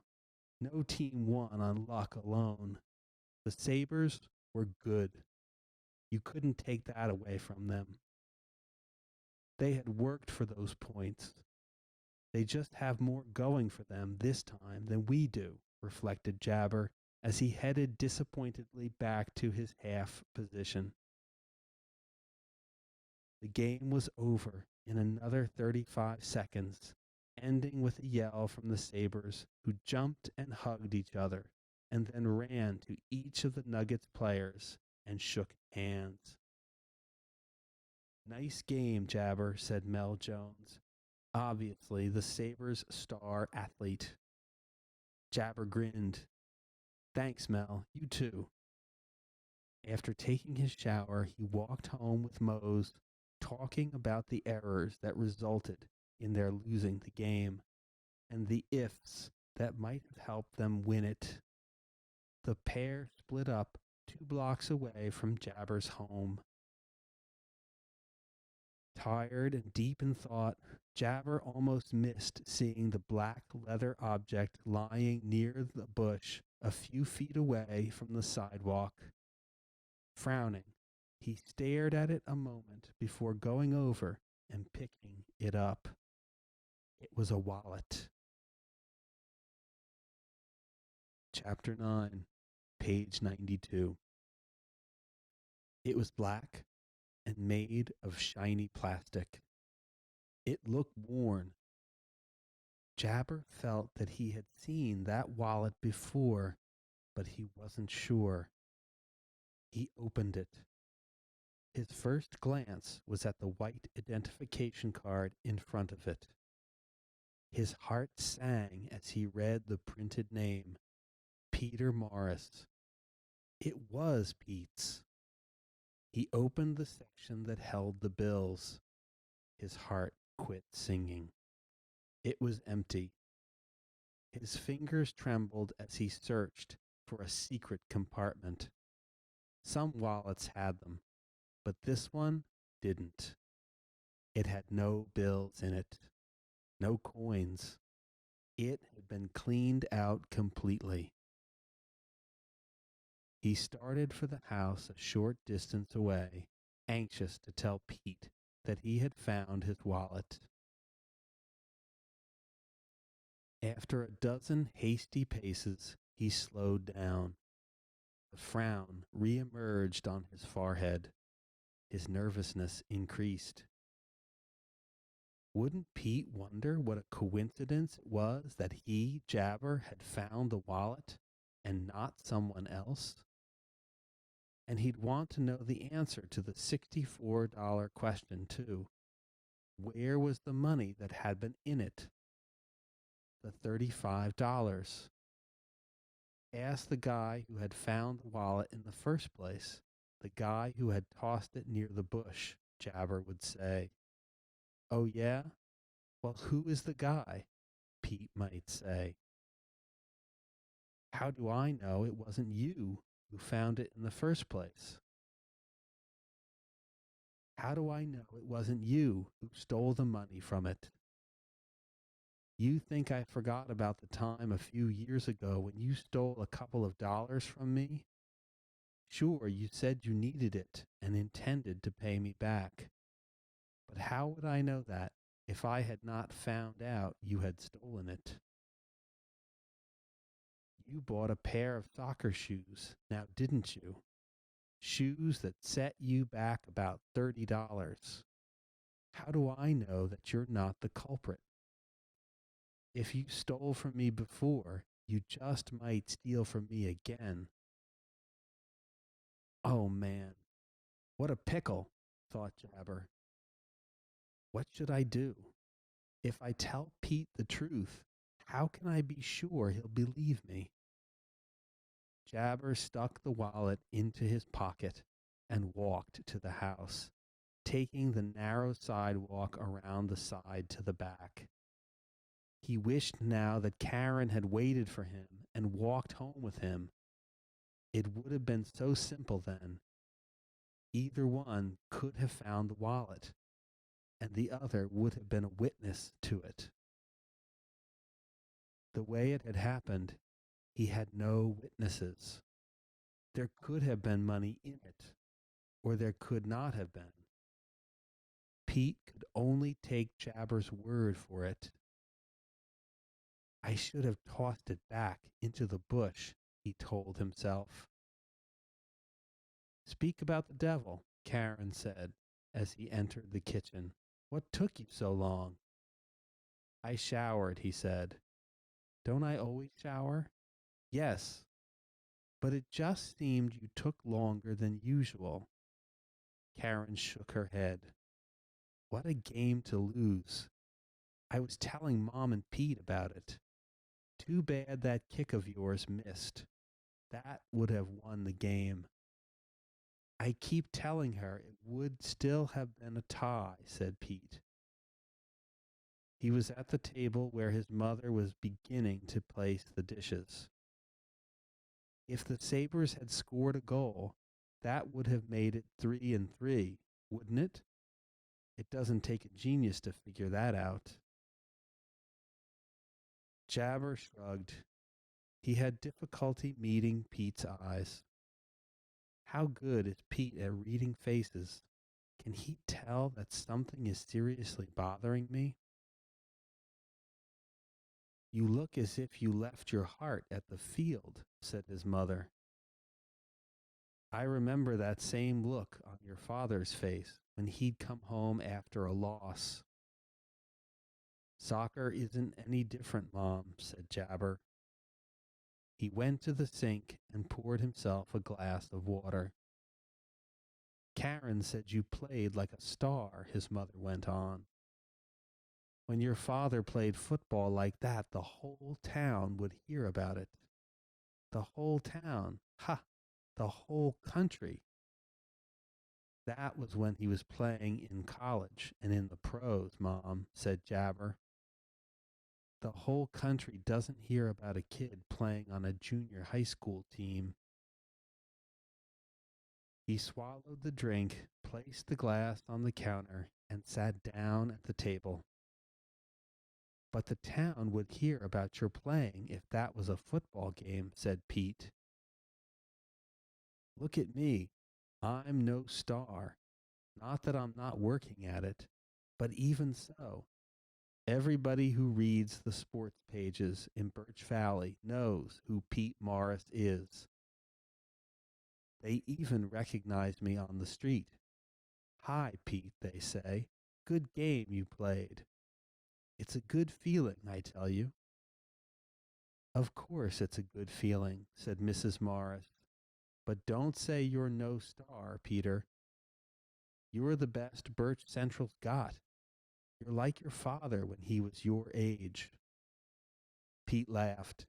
You're just prejudiced, Mom. But don't stop saying that. I like to hear it. Sure, you like to hear it, Karen intervened caustically. Anything that feeds your ego. Of course, I'm proud when I play well, if that's what you're saying, said Pete, his voice rising as he glared at his sister. You don't belong in this conversation anyway. You don't play any sports. What do you know about it? According to your definition, football must be the only sport, she exclaimed, her eyes flashing. I play volleyball, but how would you know? You've never come to watch me play. Okay. I'm sorry. I forgot you play volleyball. Pete lowered his head and ran his fingers through his thick black hair. Anyway, that doesn't change the complexion of things. I still think that Jabar owes it to Dad's memory to be a football player. And I don't think he does, said Karen. You may not understand Pete's feelings, Karen, said Mrs. Morris. You're 17 years old, and you're a smart girl. I'm not taking that away from you. In fact, I'm very proud of you. But at 17, you've still got a lot to learn. I'm in my 40s, and Lord knows I've still got a lot to learn, too. I'm glad you said that, Mom, Karen said, smiling. Your father loved football very much, Mrs. Morris went on. He played it when he was a young boy. He played it when he was in high school. How do you think he was able to go to college? It was on a football scholarship. He never paid a penny for his college education. Then he played professionally and made a lot of money. We didn't get rich, but we lived quite comfortably, almost too comfortably, because we didn't save much money. Even when he retired and went into business, your father didn't believe in having a lot of money stuck away in the savings bank. She chuckled dryly. I should talk. I guess I didn't either. Anyway, that all ended when he got killed in the accident. She paused briefly. She was having a hard time keeping her emotions under control. When you boys were born, he bought a football and a helmet for each of you, she went on. The footballs have long since worn out, but the helmets still hang in your closets. That was indication enough that he wanted both of you to play the one sport he liked best. And Jabar, though you can do what you want, remember that sport wasn't soccer. It hurt Jabar to listen to her reminding him about it.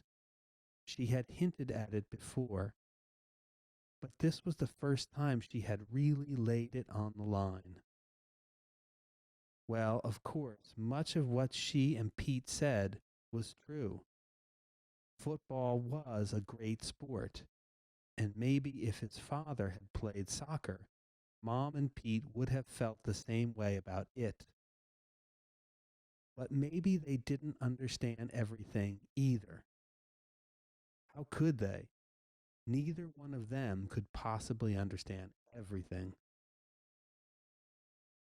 One thing you two don't seem to understand, Jabber addressed his mother and Pete, is that I enjoy soccer and I don't enjoy football. And if you don't enjoy a sport, how could you be good at it? I can't see any red blooded kid not enjoying football, Pete said.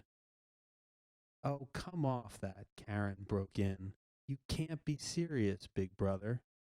Serious? Listen. Okay, okay. Mrs. Morris interrupted Pete as she and Karen placed the pots of steaming chicken soup, chicken, potatoes, and baby lima beans on the table. Let's quit talking about football and soccer before the subject really gets out of hand. Anyway, I'm starving.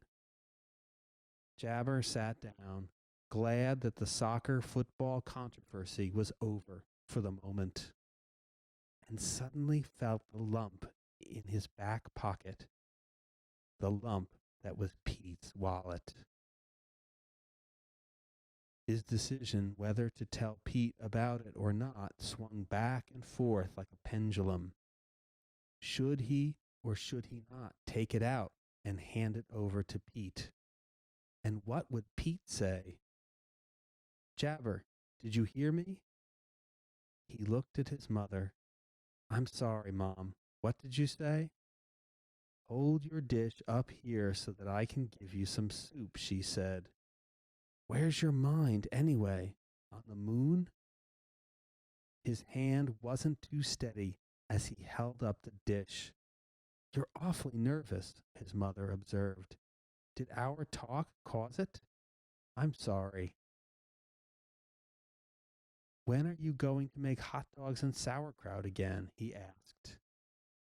You haven't made it in a long time. One of these days, she said. Hot dogs and sauerkraut, mimicked Karen. Blah. Jabber put the dish down. His mother said the evening meal prayer, and they began to eat. Not another word was said about sports. Most of the conversation was dominated by Mrs. Morris, who seemed to have a lot to tell about the people she worked with at the office. Jabber paid very little attention to her. He didn't know any of the people she was talking about. And tonight, he couldn't seem to get interested in them. It was the lump in his back pocket that he was concerned about. How long was he going to keep it there before he'd tell Pete about it? Chapter 10, page 105. Maybe they were right. Maybe he should quit soccer and shift to football. He thought about it as he lay on his back in his room later that evening. It was a small room containing just his single bed, a small desk, and two long shelves under wide windows. The shelves were filled with books and magazines his parents had started to subscribe to for him when he was 7 years old. One of the magazines, Nature Life, still came. He thought about the rugged game he had played that day. Practically knocked himself out running up and down the field and being bushed when he had attempted that goal. Pete was right. You do an awful lot of running in soccer. But you also run a lot in football. If it wasn't running, it was guarding or tackling, but it wasn't as fast a game as soccer. When you boys were born, he bought a football and a helmet for each of you. His mother's words rang again through his mind. That was indication enough that he wanted both of you to play the one sport he liked best. And Jabber, though you can do what you want, remember that sport wasn't soccer. He had loved his father. John Morris was a strong willed man who didn't smoke or drink. He had laid down a law in the house that he was expected to be obeyed. But he was also as warm and gentle as he was strict. He took the kids to circuses, carnivals, rodeos, and sports events. He bought them candy, ice cream, hot dogs, and hamburgers. What he didn't do was give them money freely. He didn't believe in that. You'll learn the value of money when you get older and have to work for it, he had said. Restless, Jabber turned and lay for a while on his stomach. Pete and his mother had made him feel guilty. If you don't play football, you don't love your father. That was what they were telling him. They were so wrong. He loved his father as much as they did. He just didn't care for football. He took the wallet out of his pocket and looked at it again. It was like some vial of poison in his hand. He wished he had never seen it, never picked it up. The Nuggets played the Blue Jackets on Thursday afternoon, a game Jabber wasn't looking forward to. He had too much on his mind to enjoy playing soccer. The guilty feeling about not playing football and Pete's wallet. The Blue Jackets scored a goal just before the first quarter ended. But it was on a penalty shot. Jack Sylvan had been accused of tripping one of the Blue Jackets players. In general, the Blue Jackets looked only half as good as the Sabres. They lacked finesse. They had no big men. They should have been knocked off easily. But Jabber wasn't playing as he had in the Sabres game, as if he didn't know it himself. Coach Pike had to rub it in. What's the matter, Jabber? You have weights on your legs? You're not running like the old Jab. Maybe it's his shoes, Coach, Stork Pickering jibed.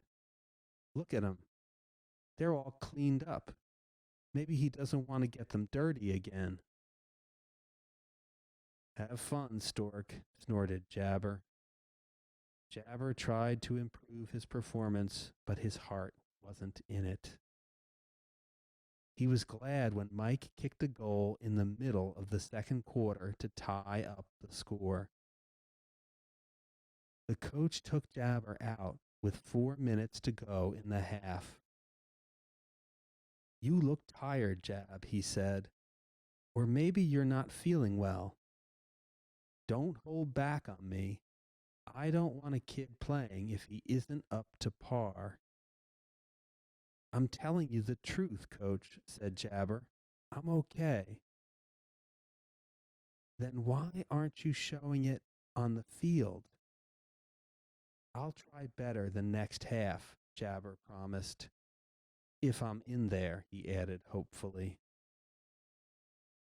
The coach made no comment about putting Jabber in or not, leaving Jabber wondering about it during the rest of the half and the first few minutes of the 10-minute intermission. Then the coach looked at him over the heads of the other players. Okay, Jabber, you're starting the second half. Work close with Stork and Mose. Keep your kicks short. Let's break the game wide open. You ready? He addressed the team. Ready, they shouted in unison. The buzzer sounded from the scorekeeper's bench, and both teams trotted onto the field. The starting lineup for each team got into position. The others sauntered over to their respective benches. It was the Nuggets' turn to center the ball. Stork kicked it gently at an angle toward Rusty. The Blue Jackets center tore in quickly, kicked the ball hard down the field, then led his team in a mad dash after it. Eddie Baylor trapped the ball with his chest and booted it back up the field. Eddie had strong legs, and it seemed he could kick the ball a mile. He sent it almost to the center line where Rusty was waiting for it. Jabar and Stork raced past Rusty, one on each side of him. Rusty passed it to Stork, who almost lost it the very next instant as a Blue Jacket came charging at him. "Hey, Stork!" cried Jabar. Stork snapped the ball to him with the side of his foot, and Jabar took it down the field. He looked for Mose and saw the right half about 10 feet away from him to his right. Mose was okay. He was on alert. Two Blue Jackets converged on Jabar. He waited till the last moment he felt he could contain the ball, then shot it to Mose. Mose caught it expertly with the instep of his right foot and dribbled it on. The two Blue Jackets turned and raced after the ball, one tripping over a leg of the other, falling to the turf and skidding a couple of feet. Jabar leaped over him, heading down the center of the field. Ahead and to his right was Stork. Rusty and Butch were just beyond. A Blue Jacket fullback charged at the ball, forcing Mose to kick. He intended it for Stork, but a Blue Jacket rushed in like a blur and kicked it, lofting it over the goal line. "Goaled out," yelled ref. Jabar shook his head. A goal play had been in the making. If the ball had gotten to Stork, he would have passed it to Jabar, and that would have been it. But the darn Blue Jacket had spoiled it. Rusty took out the ball. He tossed it to Butch, who booted it gently upfield from the goal. Jabar stared at him. "Butch, I was wide open." "You couldn't have scored, though," answered Butch. "You would have been offside." Glancing quickly around him, Jabar saw that Butch was right. There would have been only one opponent between him and the goal line. The rules called for two. "Sorry, Butch," he said, looking back toward the play in time to see Stork give the ball a vicious kick. It was a solid drive that streaked between two Blue Jackets like a cannonball toward the left side of the goal. The Blue Jackets goalie leaped after it, but not even a flying tackle could have stopped that one. Nuggets 2, Blue Jackets 1. Jabar headed slowly toward his position, feeling better now that the tie had been broken. He wiped the sweat off his forehead and his eyelids. His tongue felt like sandpaper. His throat was parched. A kid ran onto the field with a bucket of water. Each player took a few sips. Jabar took a swallow, swished some of the water around in his mouth, and spat it out. He felt better.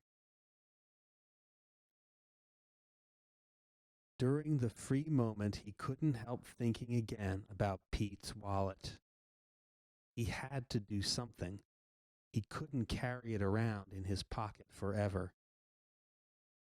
If only somebody would break into his locker and steal it. But that would be asking for a miracle. Hey, Jabber, said Mose, interrupting his thoughts. Where's your mind, man? Jabber pointed to his head. Here. Are you sure? I called you twice. Maybe I'm getting deaf, said Jabber. I'll let you borrow my grandfather's hearing aid, Mose kidded him. Maybe I'll sell it to you. He hardly ever wears it anyway. I'll think about it, said Jabber.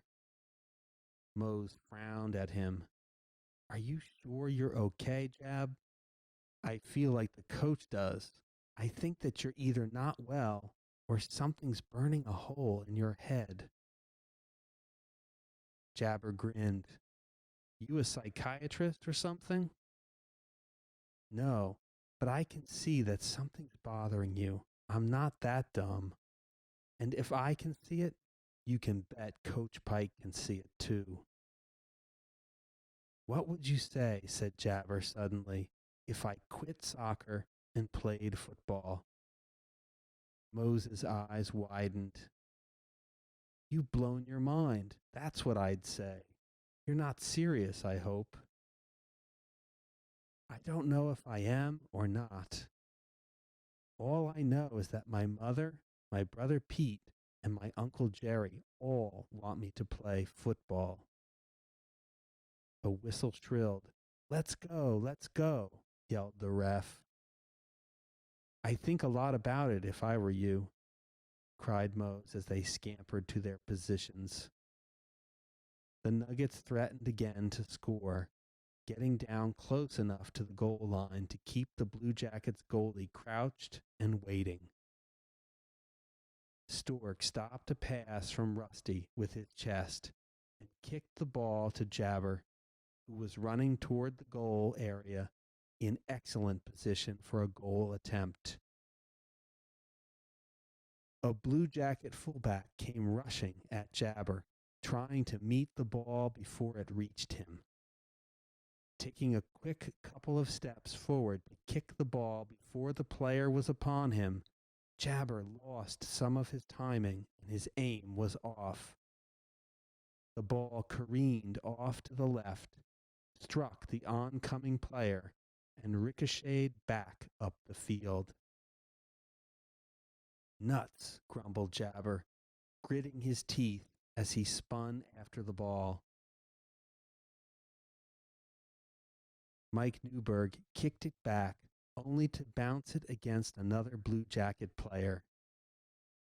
The ball, hitting the player in the stomach, stopped his forward progress for a moment and bounced back in the direction of the Nuggets' goal.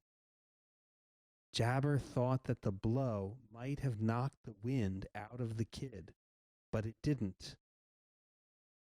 The player, short and stout as a tree trunk, was back in action after very little delay. He kicked the ball far upfield, then pursued it like a hungry lion.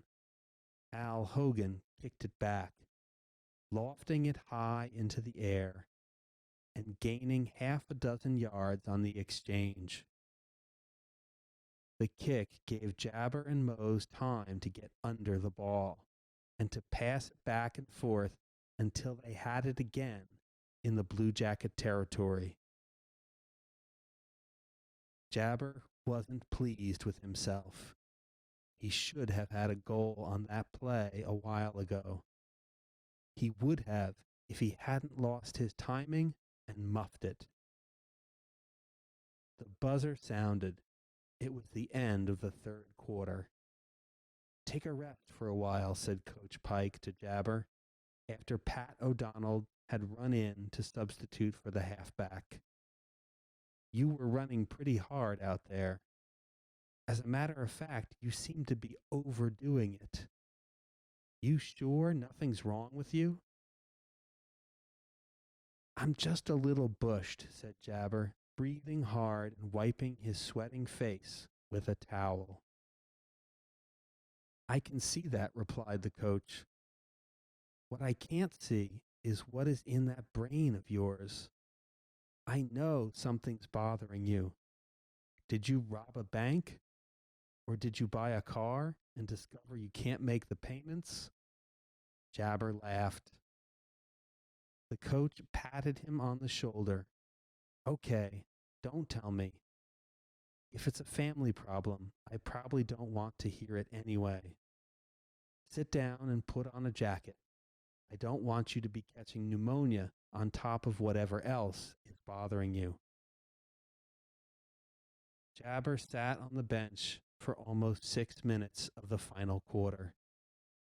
He didn't care much if he went into the game again or not.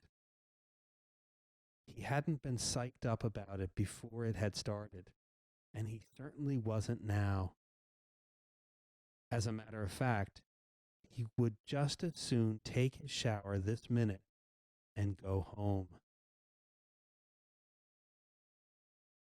But the coach had him go back in. "Break the game loose," the coach said. "Nobody's doing anything out there except kicking the ball." Jabber tossed aside the jacket, reported to the ref, and took Pat's place the instant there was an out-of-bounds kick. He felt stiff. Those few seconds he had warmed up at the sideline, waiting for his chance to go in, were hardly enough to work the stiffness out of his joints. But it didn't take long. A short pass to him from Stork gave him the opportunity to dribble the ball down the field and across the center line. When a couple of Blue Jacket players came tearing after him, he gave the ball a tremendous kick that sent it more than halfway down toward the Blue Jackets' goal line. Break the game loose? The coach must be kidding.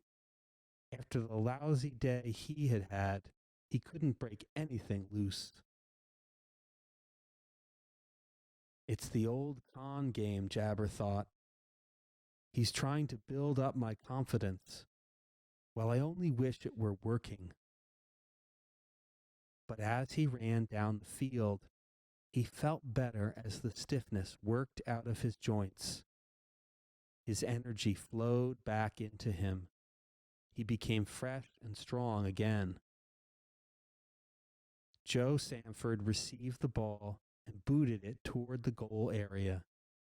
Jack stopped it and tried to kick it in, only to be thwarted by a Blue Jacket fullback who gave the ball a hard enough boot to put it temporarily out of the danger zone. It's the same old thing, thought Jabber. A score looks as if it's in the making, then the Blue Jackets drill it down the field. We're lucky we've got the points we have, he told himself. The game soon ended, the score remaining Nuggets 2, Blue Jackets 1. Chapter 11, page 122. Jabber made his decision. Right or wrong, he felt it was the wisest step to make. He'd put the wallet back where he had found it.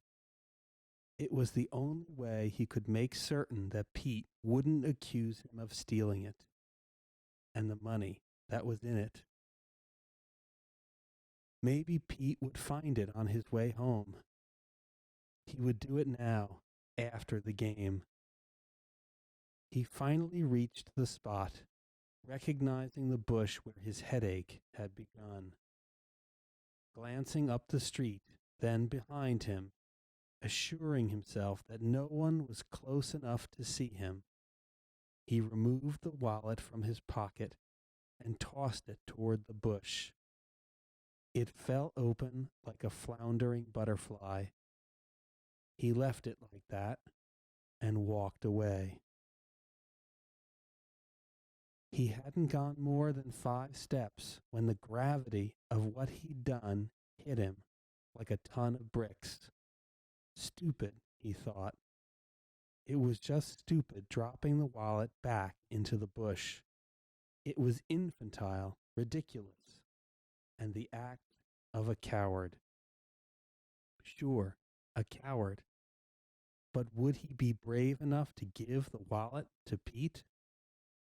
He'd wait and see. At the moment, he'd retrieve it. First things first. He went back, picked it up, and had started to put it into his pocket when a car stopped along the curbside beside him, and a voice called his name. Hey, Jabar, what did you find? He almost froze. He hadn't thought of looking back to see if a car was coming this time. He hadn't heard it approach. He looked at the driver. It was Tony Dronger, Pete's hang gliding friend. Oh, hi, Tony, he greeted the other boy numbly. He could have crept into a hole. What was that? A wallet? Asked Tony. Jabar nodded. Anything in it? Jabar opened it, his fingers trembling. It's empty, he said. Any name in it? Asked Tony. There should be an ID card in it somewhere. Jabar looked at the ID card that stood staring him in the face. It's Pete's, he said. Whose? Pete's, my brother's. Jabar's voice almost cracked. Well, how about that? Exclaimed Tony. The one he lost while we were playing touch football.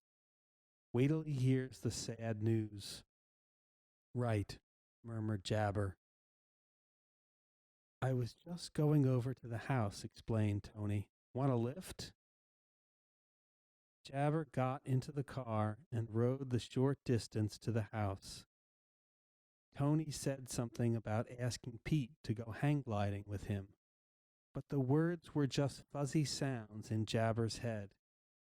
He was wondering how to face Pete when the showdown came.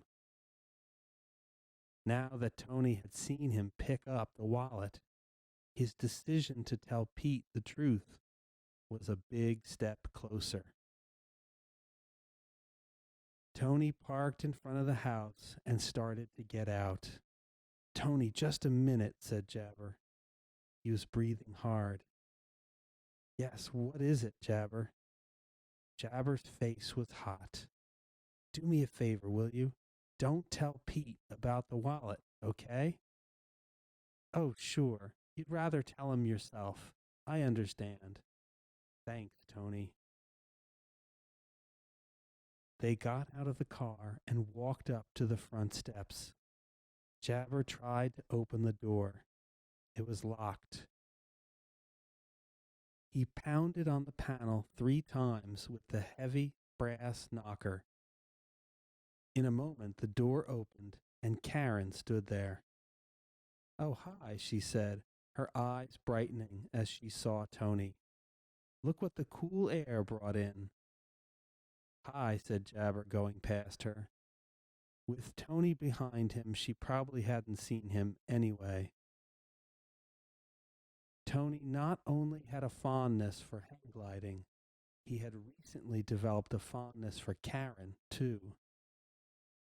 Jabar suspected that sometimes his coming to visit Pete about their favorite sport was just an opportunity for Tony to see her.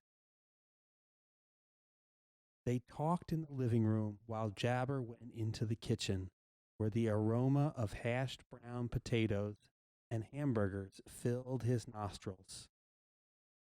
Hi, Mom, he said. She looked at him from the table where she was reading the evening paper. Hi, son, she said. We were waiting for you.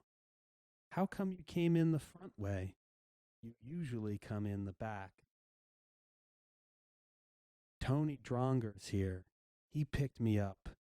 Is Pete home? He's in his room. Better call him. Dinner's about ready. He walked up the stairs and knocked on Pete's door. Yes, came Pete's voice. Pete, Can I come in a minute? Asked Jabber. Sure, come on. He opened the door and went in. Pete was sitting on the bed reading a magazine. Well, hi, he said amiably. I knew you'd be coming home any minute. My stomach was throwing me signals. Who won? We did. 2-1. Good for you. Any goals? One. Jabber closed the door quietly behind him. What's the matter? Asked Pete, sliding his feet to the floor. You're looking at me as if I'm a ghost. I'm sorry. Jabber took a deep breath and let it out slowly. Pete, I've got something to tell you. Their eyes locked. You found my wallet, said Pete. No emotion in his voice, no sparkle in his eyes. Jabber's face paled. How did you know? Pete's eyes lit up now. He smiled. You mean I hit it on the nose? My wild guess was right? You really found my wallet? Jabber nodded. Yes, I found it a couple of days ago, but I was afraid to tell you. Why? I thought you'd accuse me of taking the money that was in it. Pete's smile faded. You mean that you found the wallet empty? That's right. Pete looked at him squarely. It was hard to tell what he was thinking. You believe me, don't you? Said Jabber. Of course I believe you, said Pete. Why shouldn't I? He got off the bed and started to pace up and down the room. He doesn't believe me, thought Jabber. I knew he wouldn't. Where did you find it? Pete asked. About half a block up the street, near a bush. Pete, it's the truth. You've got to believe me. That's where I found it, and it was empty. Pete paused. About half a block up the street? I know I didn't lose it there. You said you lost it while playing touch football. Somebody must have found it, taken the money, seen your address, and tossed the empty wallet into the bush not far from where you live. Pete's eyes crinkled. How about that? You've got it all figured out. The sharpness of the remark stung Jabber. He stared painfully at his brother. Pete, trust me, I didn't take your money, he repeated, his voice rising. The wallet was empty. Would I have picked it up and brought it to you if I had stolen it? He was breathing faster. Sweat glistened on his upper lip. Who's accusing you of stealing it? Said Pete. I'm not. I just can't figure out anybody taking the money and dumping the empty wallet near our house, that's all. It doesn't make sense. I know what you're thinking, exclaimed Jabber, his throat aching. You're thinking that I stole your money and used it to buy my soccer shoes. Would you think I'd pull a dirty trick like that? Pete stood silent. Jabber knew that his brother was thinking hard, weighing the evidence against him. No, Jabber, replied Pete. I wouldn't think you'd pull a dirty trick like that. As a matter of fact, I think you showed a lot of guts bringing that empty wallet to me. You mean that, Pete? Jabber wasn't sure whether to believe Pete or not. Of course I mean that, said Pete, smiling and thrusting out his hand. Jabber took it. Thanks, Pete. He felt as though a heavy weight had been lifted from his shoulders. Pete sounded really sincere. Come on, dinner's ready and Tony's waiting to see you. Chapter 12, page 132. There were chores to be done early on Saturday morning before Pete and Jabber could leave for hang gliding. The garbage had to be bagged. The lawn had to be cleaned of the tiny branches that had broken off the two willow trees during the heavy wind the previous night. The lawn had to be mowed, and right after breakfast a hole had to be dug for a magnolia tree Mrs. Morris had purchased from a nursery. She had been wanting to do it for days. Jabber knew it, but wished she had forgotten about it.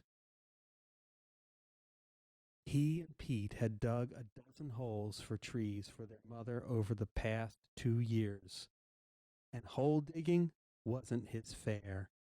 Besides, most of the trees had died. But Mrs. Morris had her heart in her plants, trees, and flower garden, and didn't mind when the boys chided her about them. Both their father and mother had loved the garden. Since their father had died, she had continued taking care of it herself, not minding it because she loved it so, and because she had once admitted to the children it kept her close to Dad. Jabber thought it was a bit silly of her, but didn't say so. If she was happy with that thought, let her be. Tony drove up at noon, his hang glider strapped to the roof of his car. "We haven't eaten yet," said Pete, when Tony came to the door. "I brought some sandwiches and a thermos jug of hot tea," said Tony.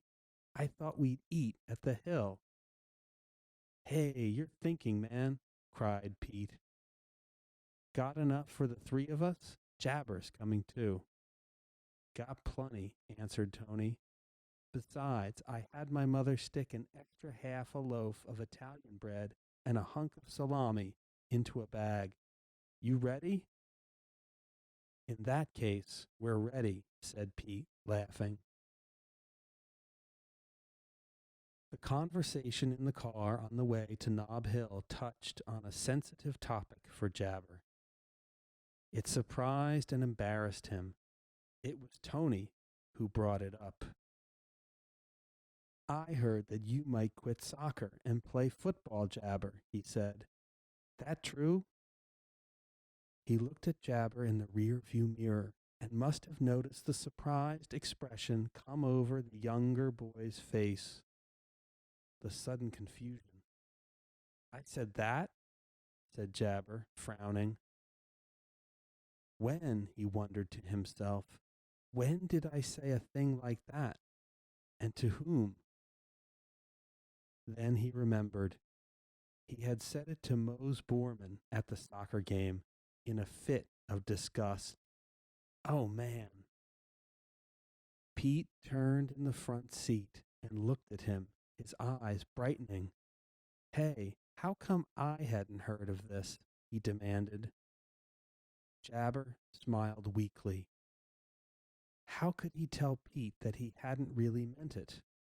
That it was just something he had said off the top of his head? "Where did you hear the scuttlebutt, friend?" Pete asked Tony when he received no answer from his brother. "Mose Borman, Jabber's friend." Mose ought to be hung, thought Jabber. I just said that because I was disgusted for playing so lousy. Why didn't Mose keep his mouth shut? "Smart move, Jabber," claimed Tony. "As a matter of fact, I was surprised you went out for soccer instead of football. After the big name your father made for himself, I couldn't see for beans why you went out for a different sport. Right, Pete?" "I've been telling him that all along," said Pete. "Hey, man, I'm pleased. This is good news." He extended his hand, and Jabber found himself shaking it. He felt in a dreamlike state. "Why am I doing this?" he asked himself. "I don't want to play football. I want to play soccer." On the other hand, Jabber saw how happy it had made Pete to think that he had changed his mind. And if there were a lingering doubt in Pete's mind about Jabber stealing his money, Jabber's shift to football would undoubtedly erase that, too. You tell Mom about this, and she'll be happier than if you got her 100 plants and flowers for her birthday, said Pete. She's always wanted both of us to follow in Dad's footsteps in football, you know. She really likes football that much, does she? Asked Tony. Likes it? She never missed a game Dad played in, replied Pete enthusiastically. Does she go to your games? Well, no, she doesn't have the time. She works all week, and on weekends, she washes clothes, cleans up the house, etc., etc. Even with Karen around, my mother's a real busy woman. She could find the time to go if she wanted to, thought Jabber. But if she went to see Pete play, she would have to make the time to see me play. It would be easier on everybody if I played football. As they approached Nob Hill, they saw a hang glider already in the air. It was shifting briskly. Either the pilot was new at the controls or the wind was unusually strong. They drove up the hill and parked a few yards away from the only other car there. A girl was leaning against its front bumper, watching the hang glider with more concern than interest. She glanced briefly at the newcomers, then shifted her attention back to the glider. That's Jane Wallace, said Tony, and that's Tom Miller flying the wing. He's not bad, but that wind is giving him a rough time. What do you think, Pete? I've flown in stronger winds than this, replied Pete boldly. Anyway, if Miller isn't scared, we're not going to chicken out, are we? Tony shrugged. Okay. The wind was changeable and stronger than any Jabber remembered experiencing before when he and Pete had come here to hang glide. Deep inside, he wished Pete would reconsider. But he knew his brother. Pete was fearless and proud. If Tom Miller was brave enough to hang glide in this wind, Pete would be too. Tony was just obliging Pete. They removed the hang gliders from the roof of the car, opened them, harnessed themselves, and prepared for flight. You first, said Tony. A grin played across Pete's face. This was a sport he loved as much as football. He ran a short distance down the steep hill and took off. Instantly, the strong wind caught the underside of his wing and carried him quickly up 50 feet. Jabber's heart leaped as he stared frantically at the yellow wing, at Pete strapped in it and his dangling legs. He shifted his attention to Tony. Tony hadn't moved. He looked worried. Already, Pete was having a rough time. He shouldn't have gone, exclaimed Jabber. I knew he shouldn't have gone. But you can't tell him that. You can't tell him anything. Better not go, Tony. That wind is too strong. Pete was circling wide over the hill some 200 yards away, his wing dipping and rising like a ship caught in a wild, tumultuous sea. Jabber looked for Tom Miller, saw him down in the valley, gliding in for a landing. He heard clapping and a soft cry of triumph, and saw the girl, Jane Wallace, standing away from the car and applauding happily. He glanced back toward Pete and froze as he saw Pete's wing skimming the tops of the pine trees in the distance. Suddenly, the yellow wing swooped toward the ground, rose for an instant, then floundered like a wounded bird. In a moment, Pete was on the ground, obscured by the wing. "Tony, he's probably hurt," shouted Jabber anxiously. "Let's go," said Tony, quickly releasing himself from the harness and folding the wing. They sprinted across the rugged hill toward Pete, Jabber panting with worry. The wing was moving, billowing like a boat sail in the gusty wind. But Pete was lying still on the ground. They reached him and saw the look of pain on his face as he lay there, a hand clutching his left leg. "Pete," Tony crouched beside him. "I think I busted my left leg," said Pete. "Oh man, it hurts." "The closest house is down in the valley," said Tony. "I'll drive down there and phone for an ambulance. Don't move. Just stay put." He took off like a sprinter in a 100-meter dash. Jabber knelt beside his brother. "You shouldn't have tried it, Pete," he said, choking with emotion. "You saw the wind blowing Tom Miller around the sky. It was too strong." Pete raised his hand. Jabber took it, squeezing it tenderly. "It's spilt milk now, Jabber," said Pete with a pained smile. "I know I shouldn't have gone, but I would have been all right if that wind hadn't caught me by surprise when I took off. It lifted me so fast that I hurt my right wrist. From then on, I couldn't control the wing. I'm sure I would have flown it without trouble if I hadn't hurt my wrist." Still the sure, arrogant Pete, hating to admit to failure. As the minutes passed while they waited for the arrival of the ambulance, Jabber's mind began to race.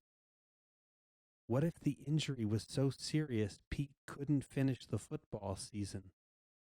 Where would that leave Jabber? Would it really clinch his decision to give up soccer and shift to football? Right now, it looked to him as if it would. Chapter 13, page 144. It took 27 minutes from the time Tony made the telephone call till the time the ambulance arrived. One of the two medics apologized for the delay, saying they'd been on another emergency when the call came in. They examined Pete's legs carefully and found that his left leg was fractured. How seriously, only an X-ray could tell. They hustled him off to the hospital, Jabber riding along with him, Tony following in his car. "It was a stupid accident," complained Pete. "It burns me to a crisp." "Maybe it's not too serious," Jabber said, trying to comfort his brother. "Maybe you'll be flying again before you know it." "Well, it all depends," said Pete. "If I'm a fast healer, I might be back up on that hill tomorrow." He laughed, and Jabber laughed with him. "Don't bet on it," said the medic, sitting beside Jabber. It took only minutes before the ambulance, siren going, rolled up to the curb in front of the emergency exit of the Birch Valley Hospital. Pete was rushed inside to the emergency ward where a doctor and a nurse were waiting for him. Carefully, the medics moved him from the stretcher to a table. "I'll call Mom and tell her," said Jabber. "No, wait a while," said Pete. "Maybe I won't have to stay here."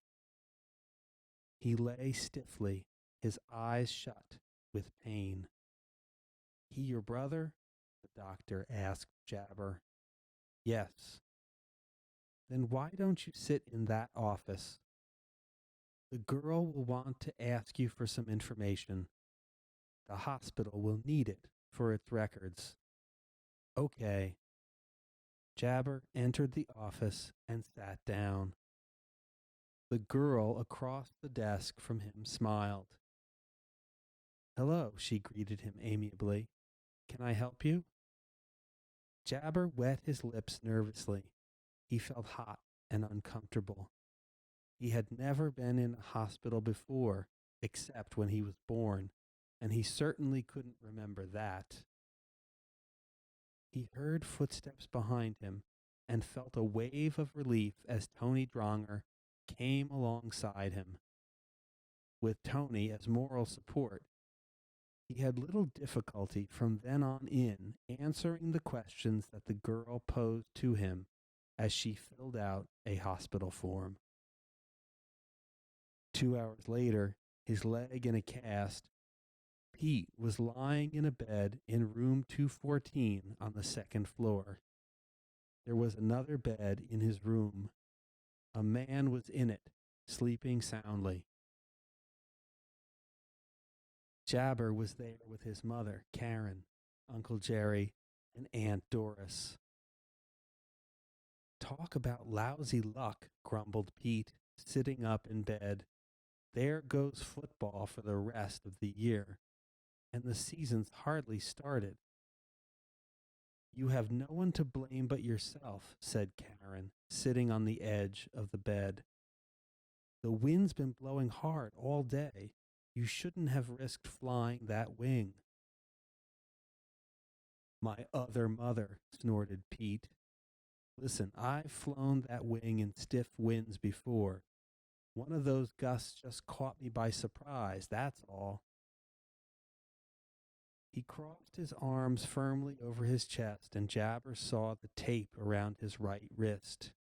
"What about that wrist?" he asked. "Sprained, just like I said," replied Pete. "They tell you how long you might be in here?" asked Uncle Jerry. 2 days at least," said Pete. "Maybe 3 or 4. I don't know." He sounded disgruntled, angry. "Take it easy," said his aunt. She was a tall, stately woman with short-clipped, frosted hair and a warm, tender smile. "There have been lots of athletes who've had injuries much worse than yours, who came back and played in just a few short weeks. Don't take it so hard." "Right," said Uncle Jerry. "Heck, it happens all the time." He went on to tell how it had once happened to him, and Jabber wondered if Pete was beginning to feel as he did. Listening to a pile of suggestions on how to ignore the despairing side of life and capitalize on its positive side was boring him to sleep. Pete stopped the flow of platitudes with a raise of his hand. "If you'll pardon my interruption," he said, "Jabber's got some news for you good people. Tell him, Jabber." Jabber stared at Pete. "Go on," insisted Pete. "Tell him.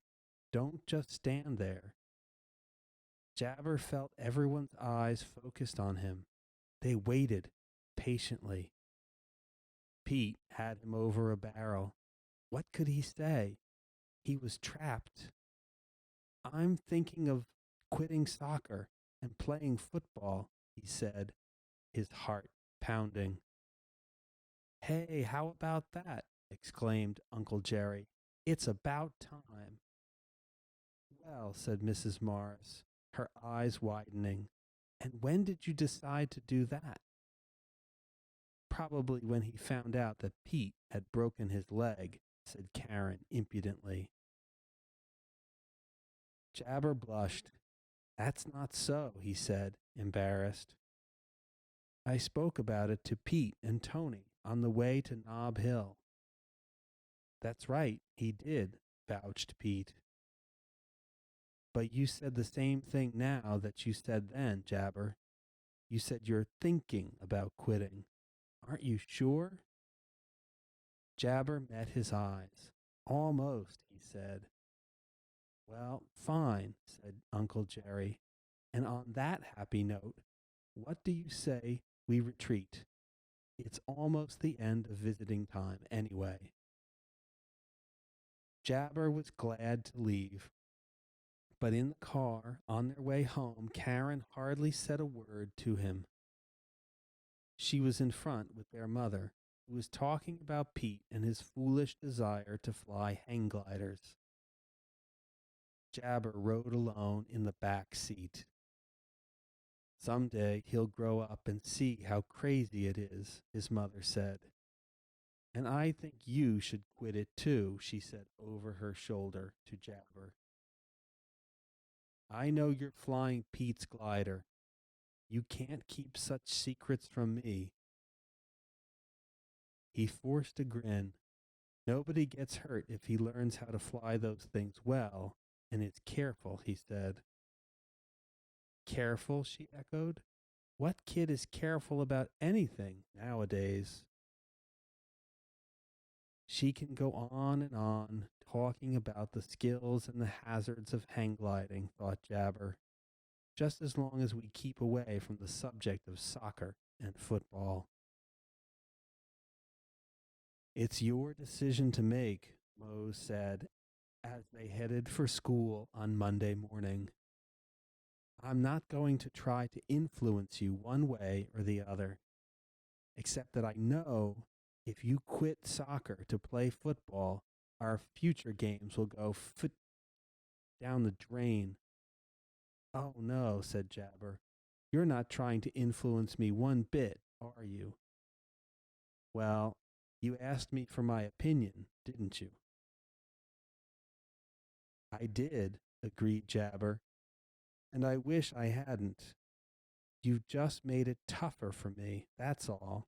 The second time in a week. Mose frowned at him. What do you mean by that? Why did you have to tell Pete Dronger that I said I was going to quit soccer to play football? Why? Because you said it, that's why. You didn't tell me it was a secret. I was just kidding, said Jabber. I didn't really mean it. Then neither did I. Moses stamped hard on the sidewalk as if to give vent to his quick rising temper without starting an argument. He was Jabber's best friend, but his boiling point was so low that even a provocative remark from Jabber could touch him off. Okay, forget it. I'm sorry, said Jabber. Like you said, it's my decision. I'll figure it out somehow. We're playing the Blue Jackets on Thursday, Mose reminded him. You'd better make up your mind by then. Suppose I don't. Mose looked at him. With that load on your mind, you wouldn't be worth a nickel. I know you wouldn't. Yeah, agreed Jabber. You're right. Oh, man. You know, when I was a little kid, I used to be proud that my father was a football star. Now, I don't know. I'm beginning to wish he hadn't been. They walked the remaining distance to the school without saying another word. Leaf shadows danced on their faces. A couple of kids biked by, honking their horns, waving. It looked like a nice day, but to Jabber, it was lousy. Chapter 14, Page 154. Tuesday came along, and Jabber still hadn't come to a decision. He hadn't promised anybody yet that he would quit soccer and play football. Almost was the word he had used in the hospital to Pete and the rest of his family. He had almost decided. That didn't mean that he had. He knew that once he had made it, he was committed. He had to consider his integrity now, more so than ever before, because he was older. Somehow, as a guy gets older, he becomes more aware of his responsibilities, his character. The day dragged on, and by the end of second period that afternoon, he had made his decision. He'd drop soccer and play football. Nobody but nobody would be climbing up and down his back anymore. Karen? Let her think what she wanted to. She'd get over it. He would notify Coach Pike about his decision just before soccer practice that afternoon, he thought. Of course, he didn't expect the coach to like it. But so what? It's my life, reflected Jabber. He went out to the field and stood by the bench in the cold, waiting for the team and Coach Pike to show up. He felt strange being alone, but he just couldn't face the coach in the locker room in front of all the guys. Their remarks to him, when they heard him tell the coach that he was quitting soccer for football, would make him wish he'd never been born.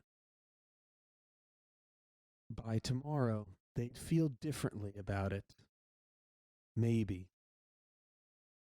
Anyway, he'd wait here. He had been standing there about 10 minutes, getting colder and colder, when Karen came riding up on her bike. Jabber, she exclaimed, wide-eyed with surprise. What are you doing here alone? Waiting, he said. Waiting? For the team? Then you really have quit playing. He shrugged, not answering. Pete wants to see you, she went on, her lips tightening into a straight line.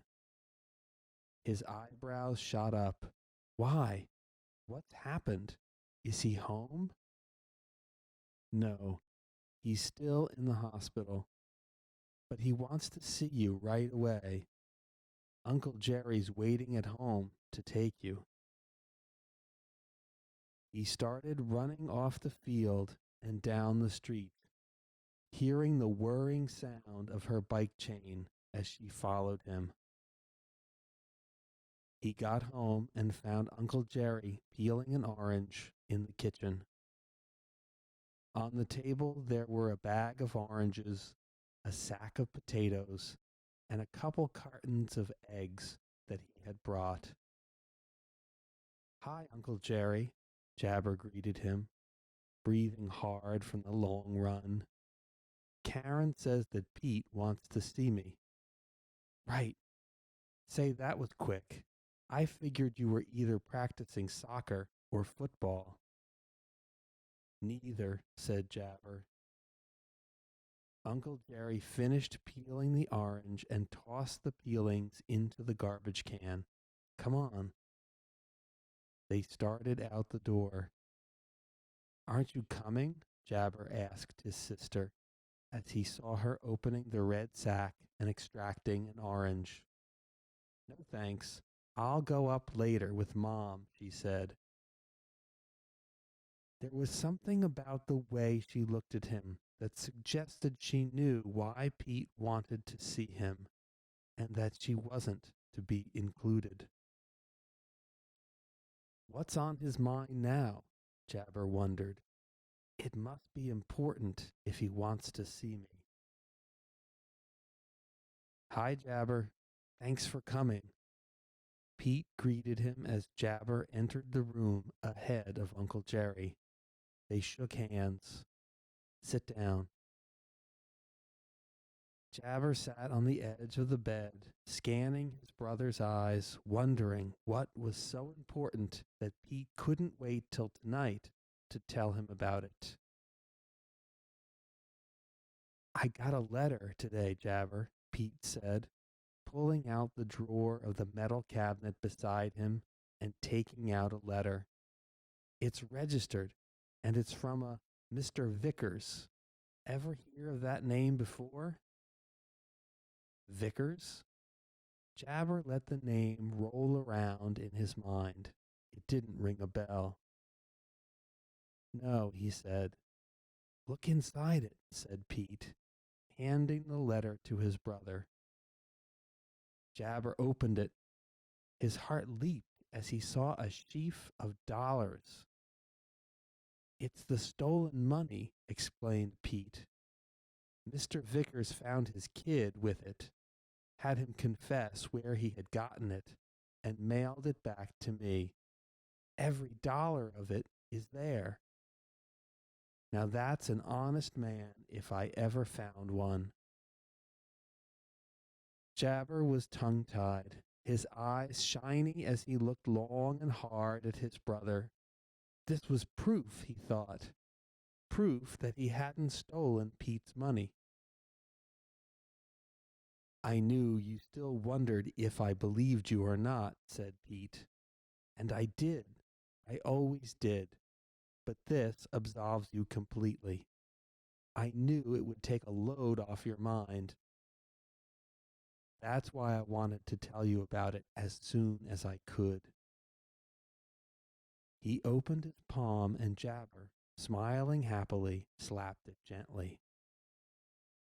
One other thing, went on Pete. I've had a lot of time lying here to think about things, especially about you. I spoke my piece to Uncle Jerry, too, so this won't surprise him. As a matter of fact, he agrees with me, and you know your uncle.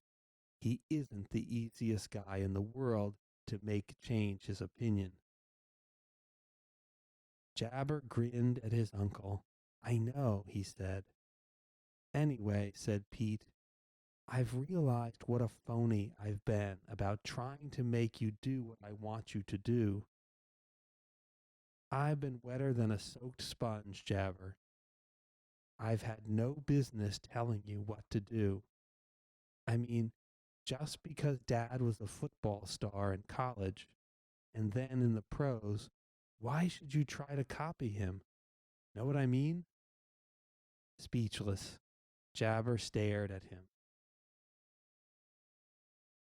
What I'm saying, Jabber, is for you to do your own thing.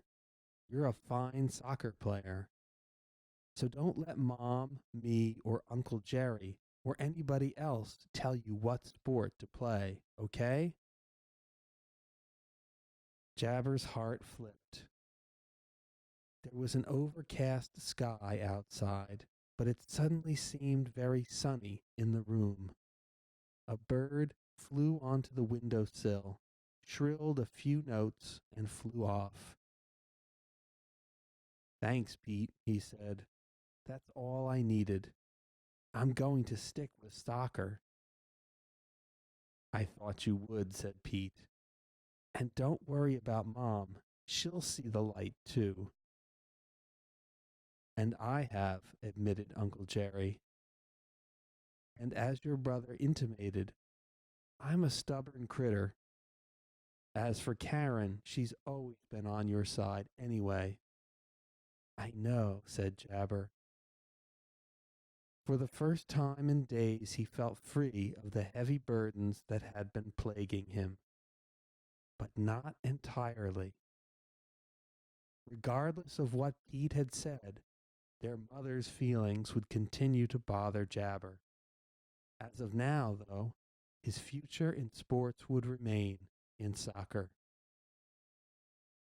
The Blue Jackets were tough, especially on their home field.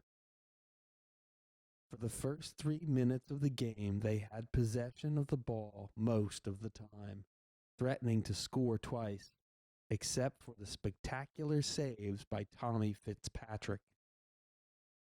Way to go, Tommy. The old fight, boy.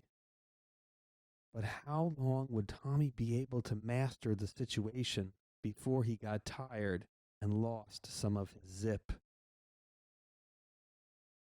We've got to sock one in, Jabber, Mose said to him as they came up alongside each other. Al Hogan had just accepted a throw in and was dribbling it up the center of the field. We'd better shoot for two, Mo, said Jabber, before these monkeys really break loose on us.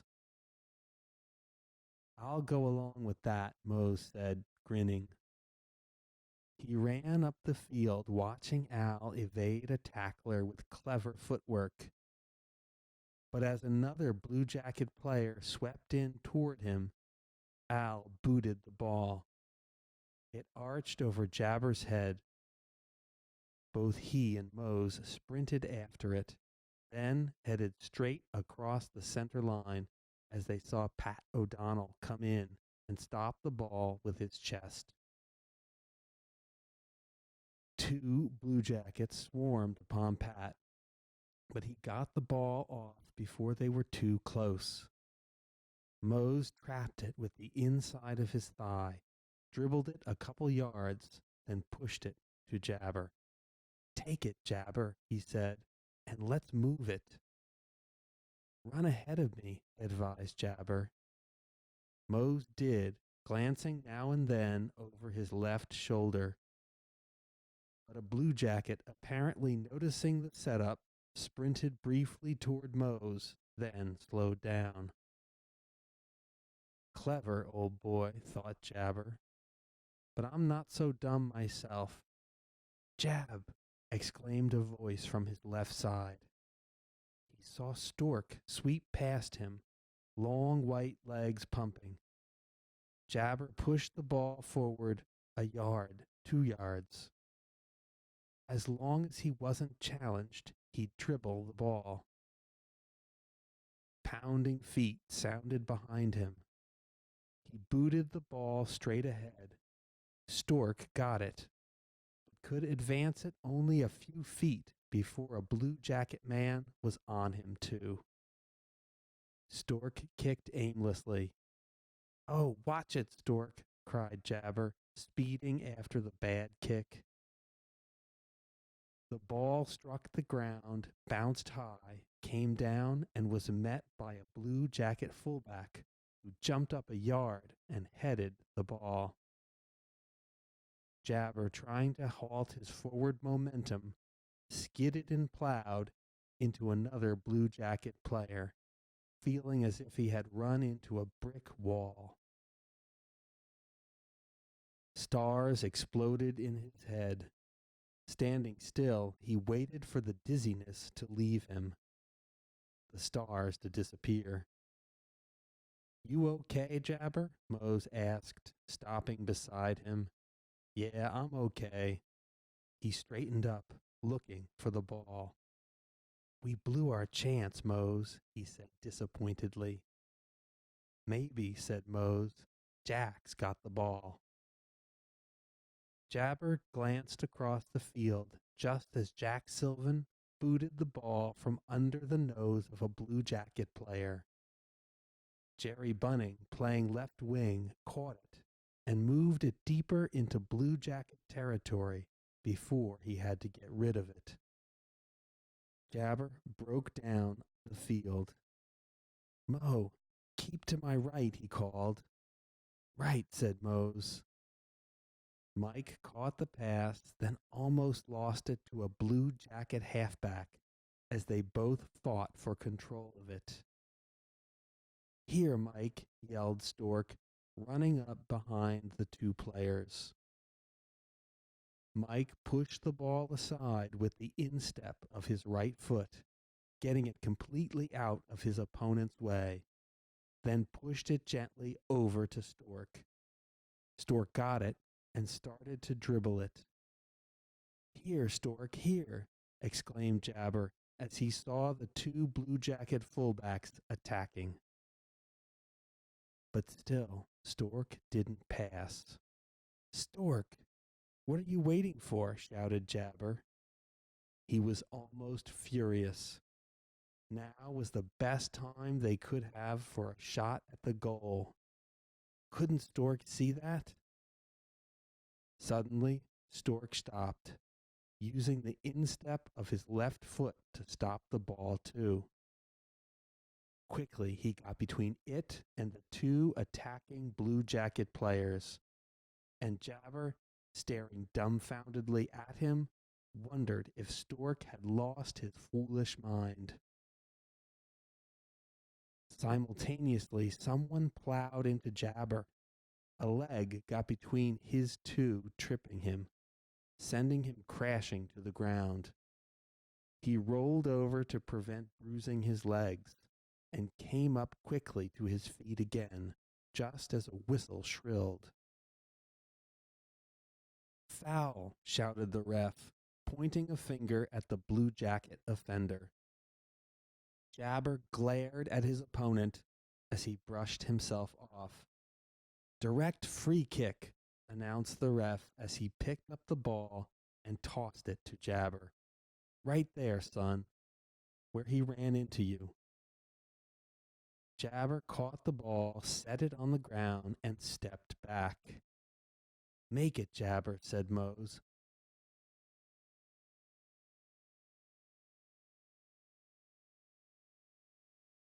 Layer of sweat. He heard shouts from the few fans bunched together near the Birch Central bench. Score, Jabber, score!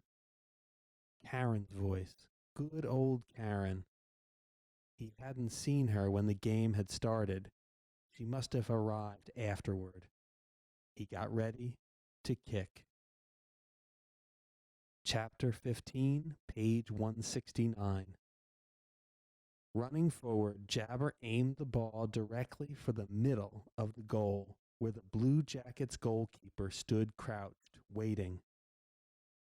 He reached the ball, timing his approach accurately. But instead of kicking it in its center, he struck it with the inside of his foot, driving it like a shot to the left of the goalie. The goalie sprang after it, but too late. Goal! That a boy, Jabber, Mose shouted, patting him on the back. Great kick, Jab, cried Stork.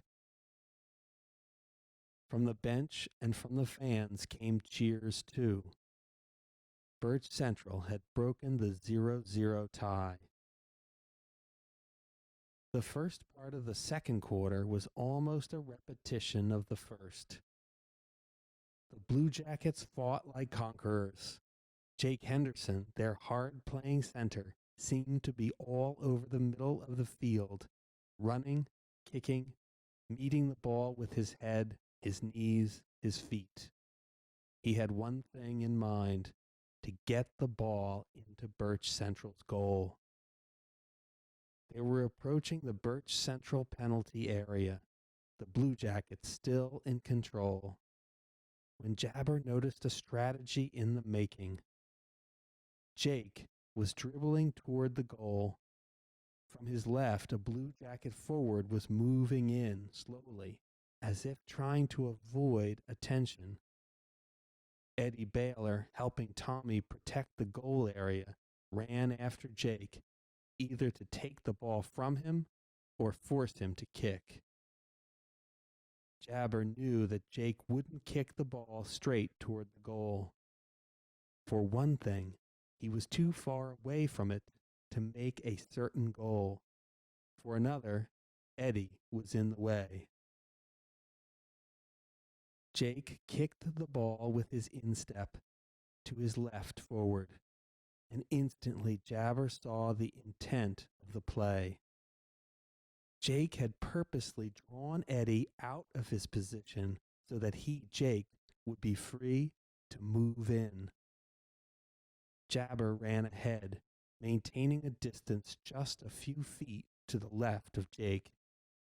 He stifled a wry grin as he saw the surprised expression come over the left forward's face.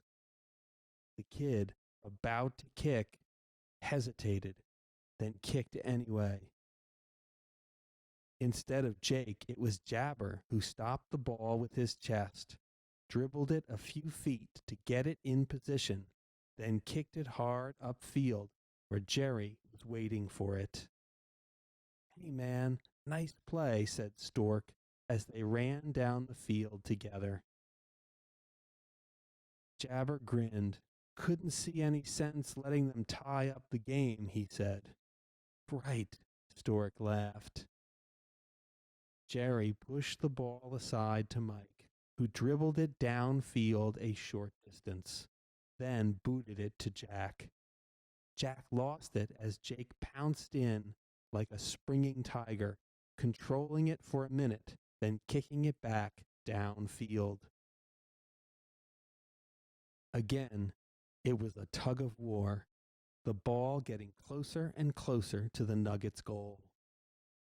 "Get to that ball and kick it back upfield," Jabber yelled. "Let's get it out of here." "Yell your head off, Jabberoo," exclaimed Jake haughtily. "This time we're going to put that ball down your throats."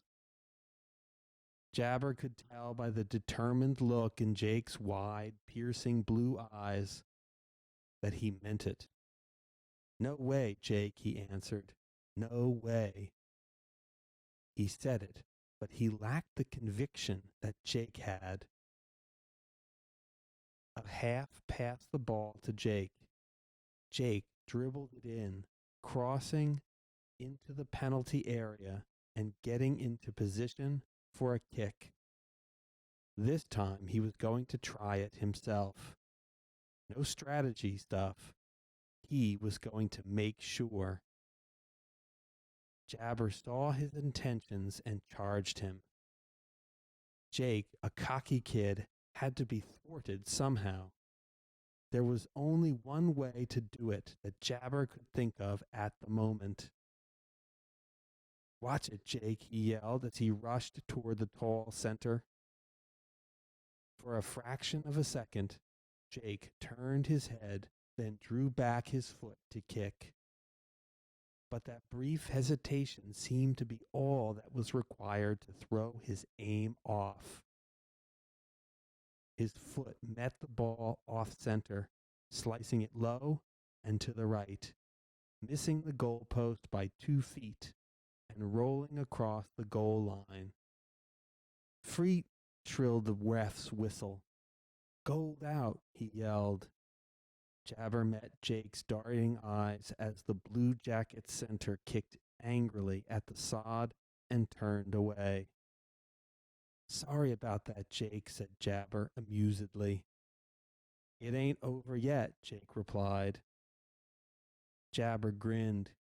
He seldom needled an opposing player, but when a player needled him first, he welcomed the opportunity to throw some of his own darts.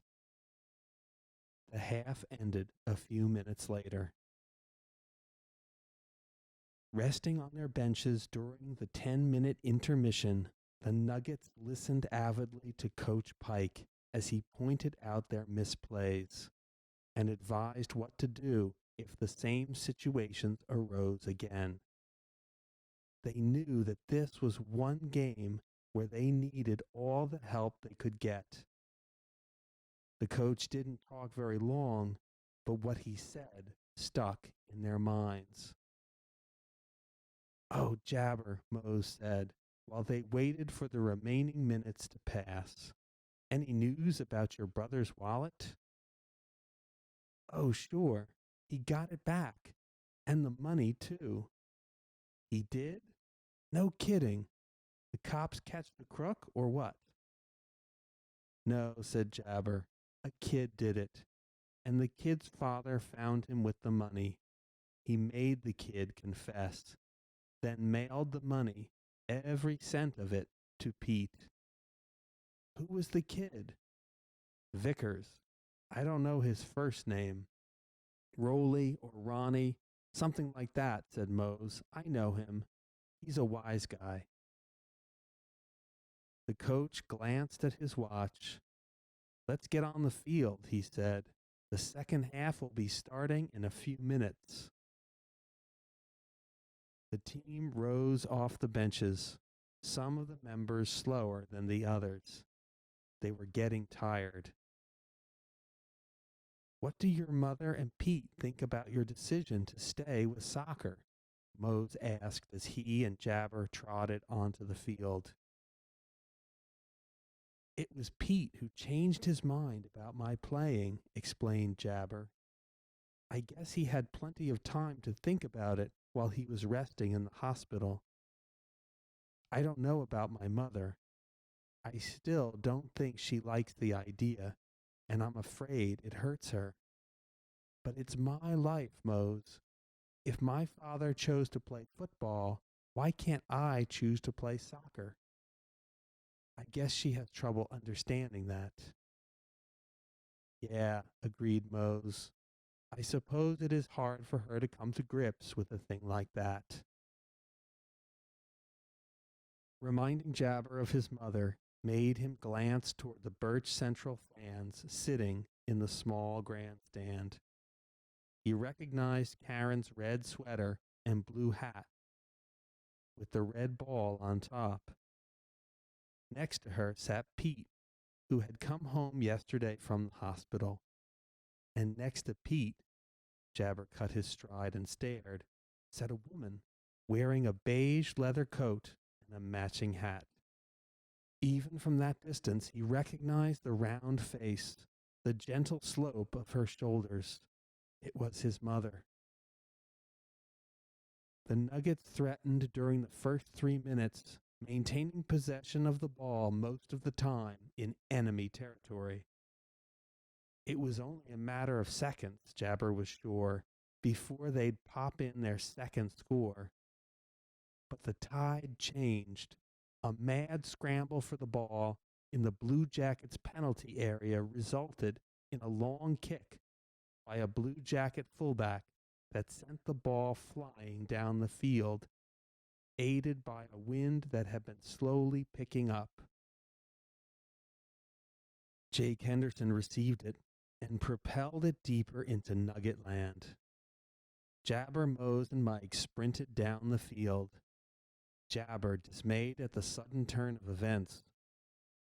Goes to show, he thought, that you can never be sure about anything. A Blue Jacket wing took a pass from Jake and booted it to his left forward, who subsequently passed it back to Jake. The goal shot was quick, clear, and sure, shooting past Tommy's outstretched hand like a bullet. Nuggets won, Blue Jackets won. What did I tell you, Jabaroo? Said Jake, a wry grin crossing his face. You said you'd do it, and you did, replied Jabar calmly. But as you also said, this game isn't over yet. It was in the fourth and final quarter when apparent bad luck struck the Nuggets. Al Hogan pushed a Blue Jacket wing just as the player was about to kick the ball. A foul so obvious that everyone watching the play could see it. Free went the whistle, and the player was given a direct free kick. Man, did I blow it, exclaimed Al. I ought to kick myself. Just hope that he doesn't make it, said Jabar, fighting the temptation to tell Al what he really thought about such a stupid move. The ball was placed on the spot where the penalty occurred. The Blue Jacket player got into position to kick. The Nuggets defenseman lined up in front of the goal like a blockade. The player kicked to a forward running in toward the goal. At the same instant, Al burst forward, blocking the kick as the forward booted it. The ball ricocheted to Eddie, who kicked it hard up the field where Mose and Jabber were waiting for it. Mose got it, passed to Jabber. Jabber kicked it across the center line to Stork, then raced down toward the right side of the goal, no one coming near him. Screams rose from the Nuggets fans as Stork passed the ball to Rusty. Two defensemen double-teamed him, but he got the ball away from them, pushing it gently to one side, then booting it in the path of Jabber Morris. Straight ahead of him was the goal. Only one player stood between it and him, the goalkeeper. Jabber kicked. The ball sprang off his foot like a stone leaving a slingshot. It headed for the open space just inside the right goal post. The Blue Jackets goalie leaped for it, but missed it by a yard. Goal! Nuggets 2, Blue Jackets 1. Cheers exploded from the bench and the fans. Nice shot, Jabber, cried Mose, slapping his buddy on the back. Jabber met Jake's hard glare. There isn't much time left, Jake, he said. Jake said nothing. As it turned out, there really wasn't much time left, and the game went to the Nuggets. They shook hands with each other. Then the Nuggets shook hands with the Blue Jackets, after which both teams headed for the school. Javis! Jabber heard the familiar voice and turned. His hot face widened into a broad smile. Hi, Mom, he said. How did you like the game? She was with Karen, smiling happily, proudly. I liked it very much, she said. You were good. As a matter of fact, you were the best. But I wasn't surprised. You sure it's all right, Mom? He asked. Of course it's all right, she said. Am I such a fool that I can't see how selfish I was? But don't you think the game is rough? Rough? Jabber echoed in surprise. Karen laughed. Leave it to her to worry about that, she exclaimed. Not any rougher than football, Mom, said Jabber. See you later. Hot dogs and sauerkraut for dinner? His mother's eyes sparkled. With ketchup, she answered, still smiling as he took off for the locker room. The end.